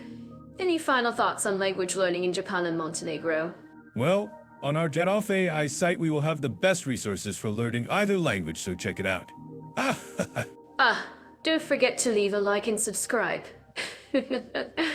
Dude, totally. Okay. So safety and comfort for women travelers is our next stop. Japan versus Montenegro. Sounds like a travel brochure town. More like a which place will my mom worry, less about me visiting contests, Mira. But seriously, safety is no joke. We don't want any of our listeners ending up in a woman goes wildly uncomfortable travel blog. First up, Japan. Land of the rising sun and super polite people. Right. Japan has this reputation for being incredibly safe. Low crime rates. People returning your lost wallet. It's like a utopian dream, right? Totally. But even in paradise, there can be some garden snakes. Or in this case, maybe some garden variety awkwardness. Whoa. You mean like the notorious packed trains during rush hour? I've heard stories of. Wow, let's just say personal space takes a vacation. Cheeking or groping on trains is unfortunately a thing. Yikes, even though they've got women-only cars. It's still something to be aware of. Whoa, seriously, that's unsettling. I thought everyone was too busy being polite to even think about such things.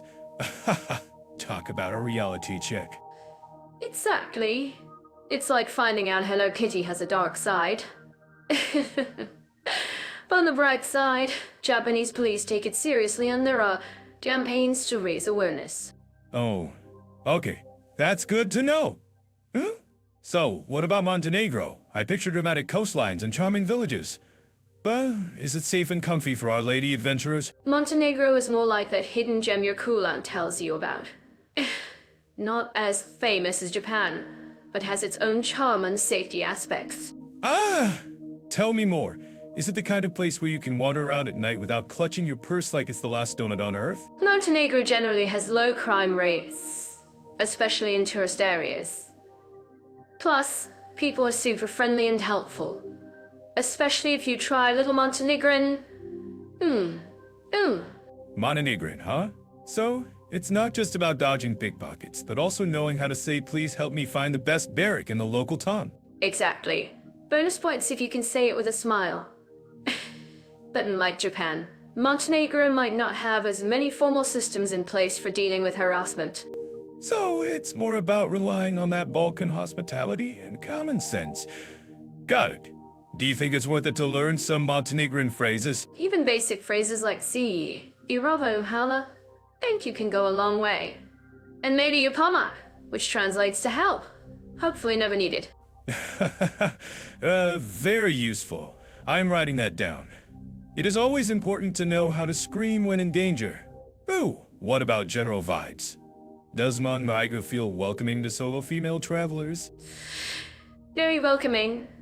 It's the kind of place where locals might invite you for coffee or offer help with directions without being creepy about it. Genuine hospitality. Nice. That's what I like to hear. It's all about that friendly Balkan spirit, eh? None of the crazy crowded streets. Fewer catch trains, more scenic hikes. But common sense still applies, especially in larger cities like Pajaraka or during the nightlife in Buva. Makes sense. So, both countries have their pros and cons. Japan is super safe, but has that train groping thing. Montenegro is chill but relies more on local friendliness than formal systems. It's all about doing your research. Being aware of your surroundings and trusting your gut wherever you go. Don't be distracted on your phone all the time. Whoa. Well said, Mira. And maybe packing a self-defense whistle, just in case. Can't hurt, right? So which country gets your safest and comfiest for women award? But I'd say both are great options if you take the right precautions. Japan for its overall safety net, Montenegro for its authentic warmth. Fair enough. So ladies, pack your bags, brush up on your Japanese or Montenegrin, and get ready for an adventure. Just remember, being informed is your best travel buddy. And if you see us wandering around either country, come say hi. We promise not to grope you on the train. Or steal your barrack. Unless that barrack looks L-Y good, then all bets are off. Okay, Mira, that's it for today. But before we finish, do not forget to like and subscribe. Leon, since we're jetting off to Japan and Montenegro today, let's talk about the serious stuff of legal systems and individual freedoms. It's not all sushi and stunning coastlines, right? I mean, unless the sushi is a metaphor for justice. Mira always finding a way to bring food into it. You're incorrigible. But you're right, it's important. So, Japan, land of the rising sun. It's a surprisingly civil law system. It's heavily influenced by European legal frameworks, isn't it? And their constitution, post-World War II, has some seriously strong guarantees for individual rights, like freedom of speech and religion. Wow. You know, the kind of stuff we take for granted sometimes until we see other places. True, but don't let the Constitution fool you. Japan also has this cultural emphasis on harmony and consensus, which can sometimes lead to pressure to conform. It's like, sure, you can do that, but will your neighbors approve? Oh, the famous Japanese wa. It's like a polite social pressure cooker. So, it's not always a free-for-all, even if the laws say it is.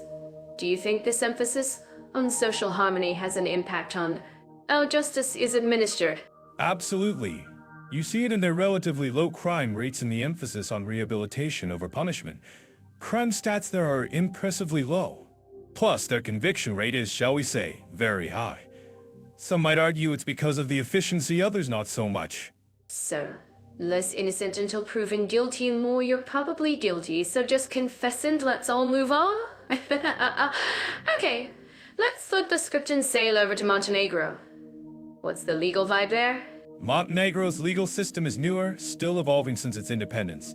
They're working hard to align with European standards, particularly because they aspire to EU membership. Ah, the siren song of the EU. So, lots of adopting European laws and principles, right? Is it all just lip service? Or are they making real progress? They're making strides, but corruption and organized crime remain significant challenges. It's like they're trying to build a shiny new courthouse on a foundation of, well, let's call it historical realities. Now, individual rights might look good on paper, but the execution is a bit wonky. Are there specific areas where the struggle is most visible? Definitely in areas like media freedom and judicial independence. There have been concerns about political influence and pressure on journalists. Freedom of press is a big topic these days anyway. What do you guys think? Freedom of the press is always a canary in the coal mine, isn't it? If they can't report freely, then something's rotten in the state of Montenegro. Ouch. So, what about everyday citizens? How does all this translate to their daily lives? For the average Montenegrin, it means that while they have constitutional rights, accessing justice can be complicated. The system can be slow and bureaucratic, and trust in institutions is not always high. So, they have rights, but using them, that's a whole other adventure. It sounds like a classic developing democracies, in area potential versus reality. Are there any unique aspects of Montenegrin law or culture that affect individual rights? One thing to note is their strong tradition of hospitality and community. Like Japan's wa, this can create a social safety net, but also informal pressures. Family ties are very strong. Speaking of you two, don't forget to like the video. Also, all these details are present on our JetOffAI site. Do you think this social structure helps or hinders the development of a strong legal culture? It's a double-edged sword. It can provide support and stability, but it can also create a culture of patronage and favoritism where who you know matters more than what the law says. Which isn't great for equality before the law. You might be pressured to conform, but the system is efficient. In Montenegro, you might have more formal freedom, but the system is less reliable. Is that a fair summary? That's a pretty good nutshell. Both countries offer an arresting contrast. Japan with its, well, culturally constrained system, and Montenegro with its aspiring but imperfect democracy. Sounds like there's lots to unpack on JetOffAI. Don't forget to visit the site. Okay, Leo, so someone's considering a move. What's the takeaway? If you value efficiency and social order and don't mind a bit of cultural pressure, Japan might be appealing. If you prefer a place with more individual freedom, but you're willing to navigate a less predictable system, Montenegro could be a better fit. Basically, choose your flavor of freedom and bureaucracy. Both countries are beautiful and interesting, but their approaches to law and rights are definitely different. Don't forget to subscribe for more travel insights. Exactly. Whether it's sipping sake under cherry blossoms or enjoying the Adriatic sunshine, knowing your rights and how to use them is always a good idea. And that's all the time we have for today. Thanks for tuning in, and don't forget to leave a comment on YouTube and share your thoughts. Bye for now. Okay, let's dive into topic 27, spa, healthy living, and relaxation opportunities in Japan and Montenegro. I'm already picturing myself in a Zen garden. Zen gardens. Then, sounds relaxing, Mira. But can it beat Montenegro's Adriatic coast for pure unwinding? Oh, Leo, you always have to bring in the coastal vibes. Ooh, Japan has so much more than just zen gardens. Think about onsen natural hot springs. Onsen, you say? Oh, okay. Those do sound pretty good. But have you ever tried a Montenegro massage with local olive oil? It's like liquid gold. Olive oil massages? Interesting? Wow. I'm picturing myself covered in oil right now, maybe I should. But in Japan, the whole experience is ritualistic. It's not just about the hot water, it's about the atmosphere. Etiquette, huh? Sounds a bit uptight for a vacation. I prefer Montenegro West laid back attitude. No rules, just sun, see? And maybe a little bit of rakia. Well, Japan has sake. But speaking of health, have you ever tried a traditional Japanese tea ceremony? So calming. Tea ceremony sounds slow. Well, I need action, Mira. Give me hiking in Mir or National Park. Fresh air, stunning views, that's my kind of relaxation. Okay, mountains are great.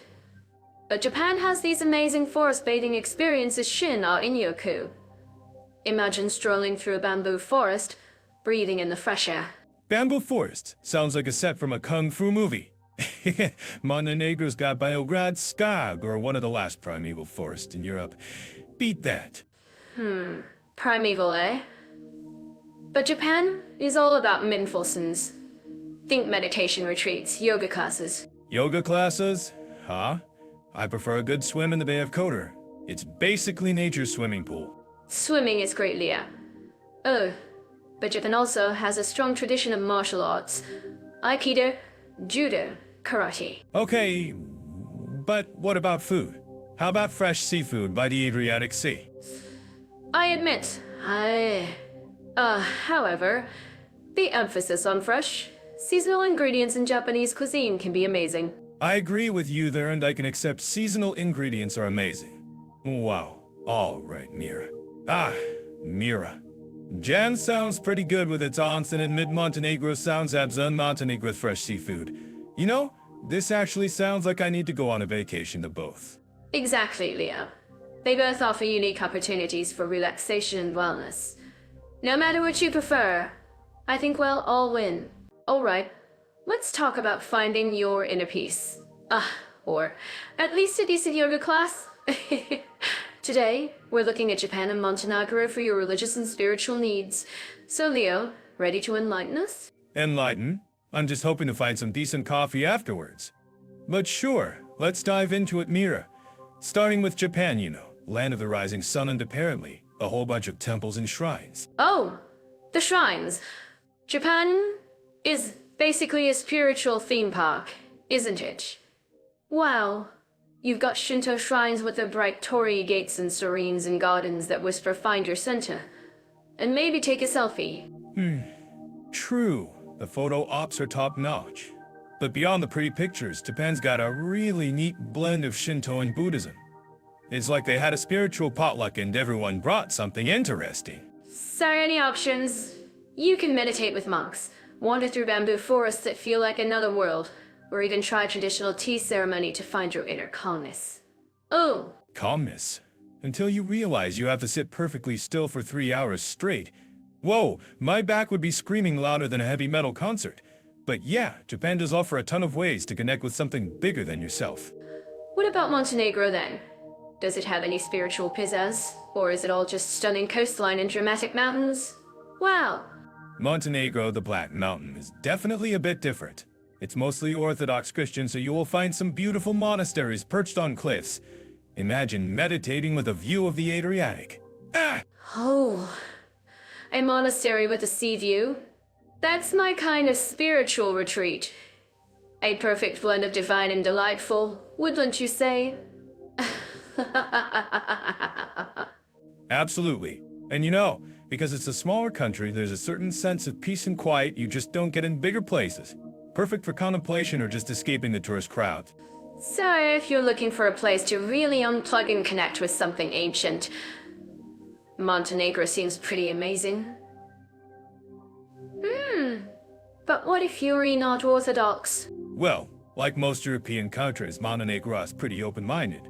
You'll find other faiths represented, just maybe not on the same scale as the Orthodox churches. It's more about the atmosphere and the raw and actual beauty. Ugh. Sounds like you go there and you hike among the beautiful mountains and then you see those ancient churches. And you connect with yourself because that's what nature does. Wow.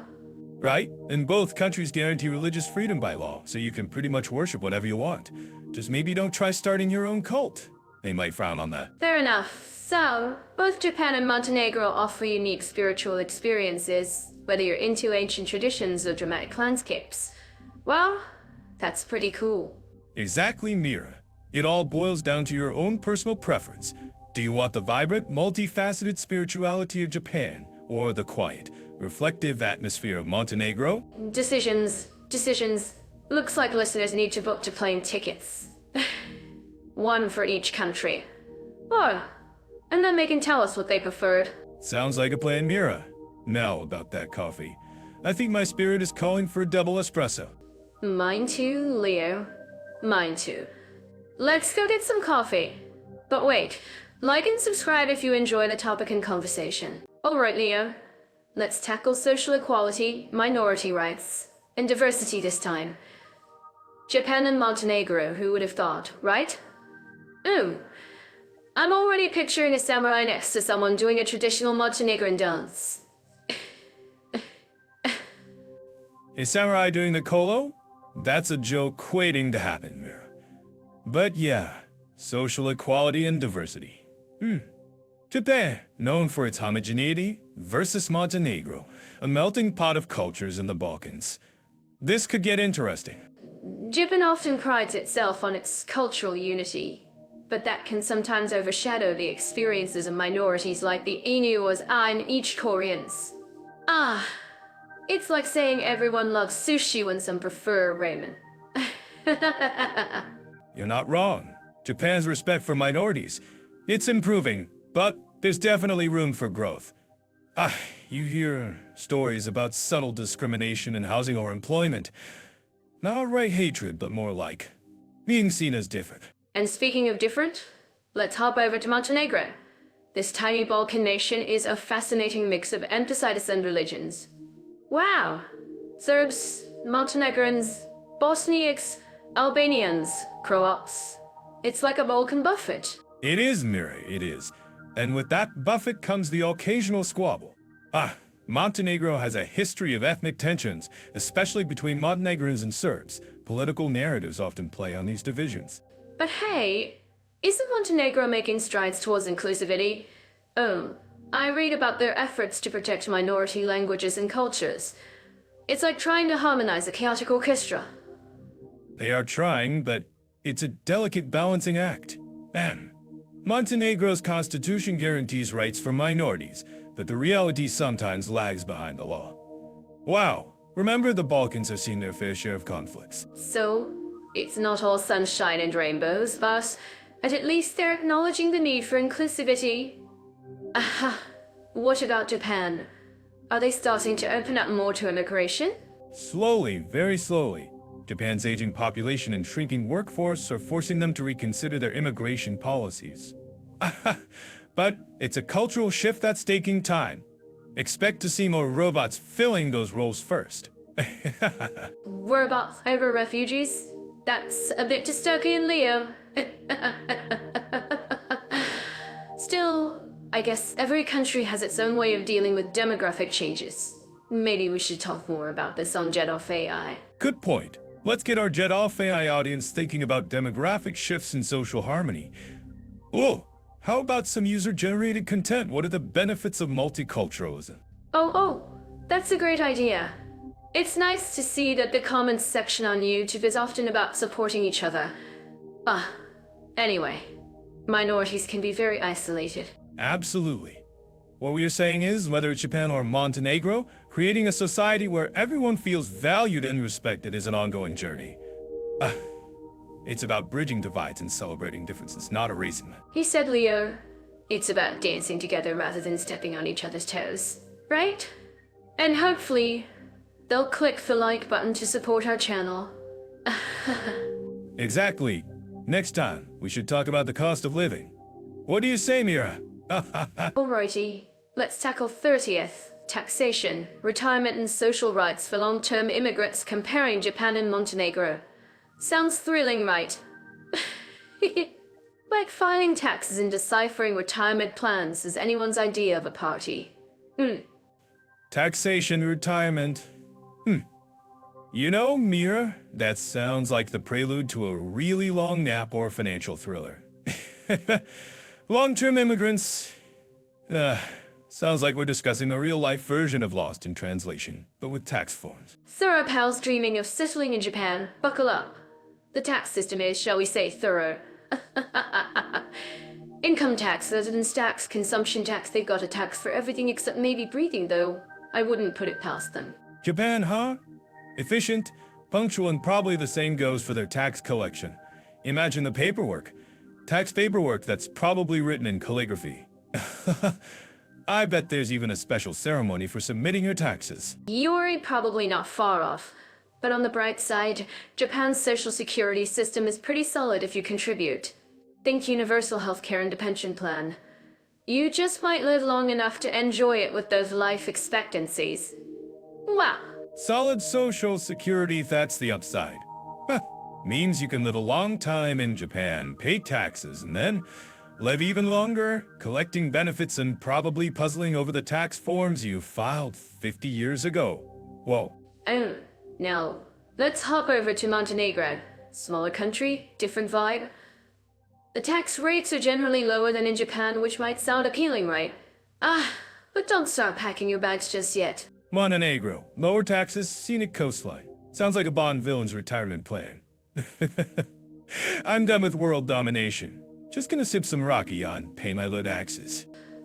The social security system isn't as robust as Japan's, so planning for retirement is super important. Think of it as building your eyebrush chest. Pirate style. Less government safety net, more DIY hammock. DIY hammock, I love it. So in Montenegro, you can enjoy the Adriatic, avoid the crowds, and meticulously plan for retirement like you're plotting to steal the crown jewels. Here's the deal in Japan. You're contributing to a well-oiled machine with great benefits but higher costs. In Montenegro, you have more freedom with lower costs, but you're more responsible for your future. It's like choosing between a bullet train and a sailboat. Bullet train versus sailboat, nice analogy. So for the long-term immigrant, it's a trade-off. In Japan, you're part of a highly structured system. Montenegro, more of a make-your-own adventure approach to taxes and retirement. And don't forget healthcare. Japan's universal system is a lifesaver, literally. Montenegro's public healthcare, but the quality can vary, especially outside major cities. So private insurance might be something to think about. Healthcare, another piece of the puzzle. So in Japan, you're statistically likely to live a long time, thanks to the healthcare. In Montenegro, you might be tempted to wrestle a bear for fun, but you'll probably want good medical insurance on standby. Ouch! If you're the type who likes a detailed plan and a safety net, Japan might be your jam. But if you're a free spirit who likes charting your own course, Montenegro could be the place. Both places have their charms. Japan's like, we got you covered. Just follow these 7,000 rules. Montenegro's more like, good luck.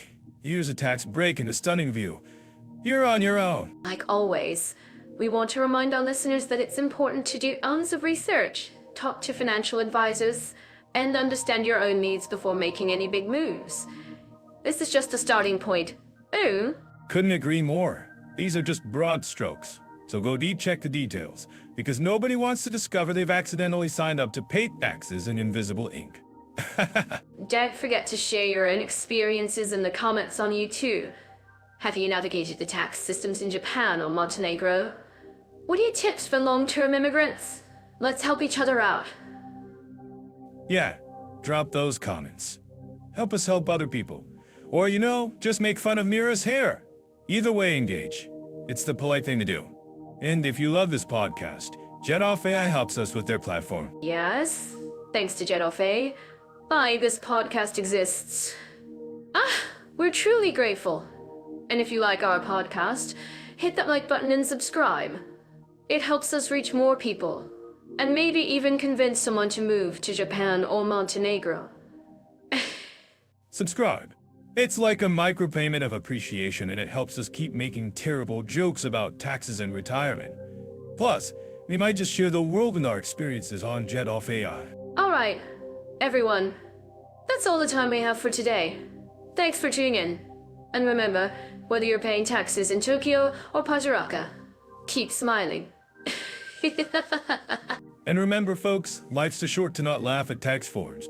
Peace out. Okay, jetting off again. Are we? This time it's Japan versus Montenegro for meeting specific interests. Sounds like a dating app for hobbies. So, are we talking anime clubs or competitive cheese rolling? Ooh. Competitive cheese rolling, Mira, you're already setting the bar high. Seriously though, it's about whether your average stamp collector or bonsai enthusiast is gonna find their tribe, right? Japan, I'm guessing, is overflowing with possibilities. Japan is like a giant vending machine of niche interests. You want a cat cafe where you can read manga? Done? A temple dedicated to improving your Wi-Fi signal? Probably exists? It's paradise for the hyper-specific hobbyist. Wow. A temple for Wi-Fi, seriously. Alright, you win that row.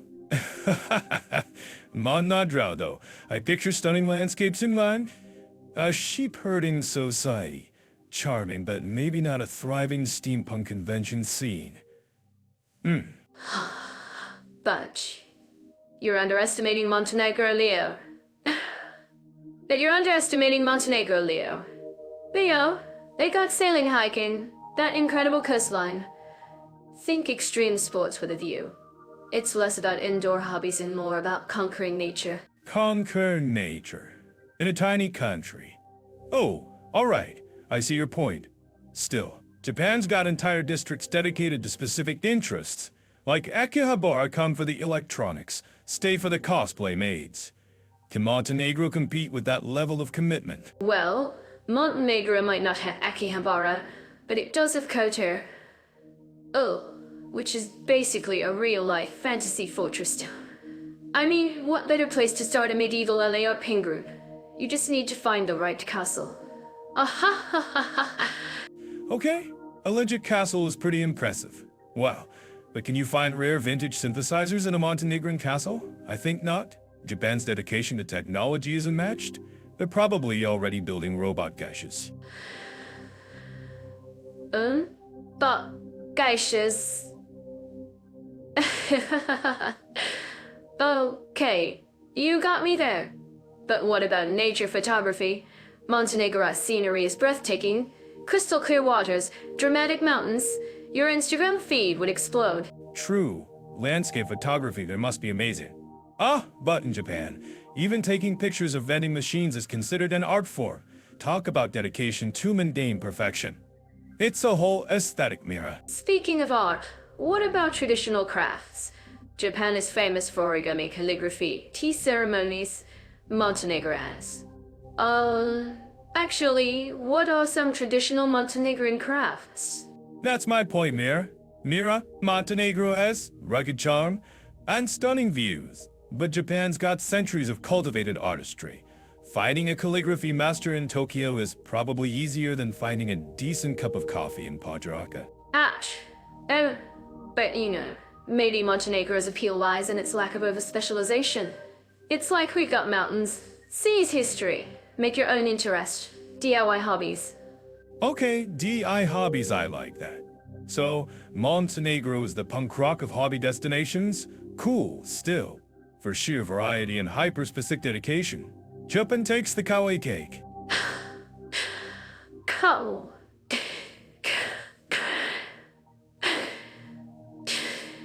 Japan for the meticulously curated interest. Montenegro for the rugged self-made adventure. Do you guys agree with us? When we upload this to YouTube, don't forget to comment. Exactly. It all boils down to your personality. Are you a meticulously organized otaku or a free-spirited mountain-climbing maverick? If you need more details, check out Jet Off AI to see where your soul aligns. Whoa, that's a good way to put it. Maybe we should design a which hobby destination are you? Quiz on Jet Off AI. I bet that'd be super popular. Now you're talking. So yeah, Japan for the specialized passion, Montenegro for the raw outdoor thrill. Take your pick, folks. And remember to like and subscribe, and we'll see you next time. Bye for now, guys. And happy hobby hunting. Ooh.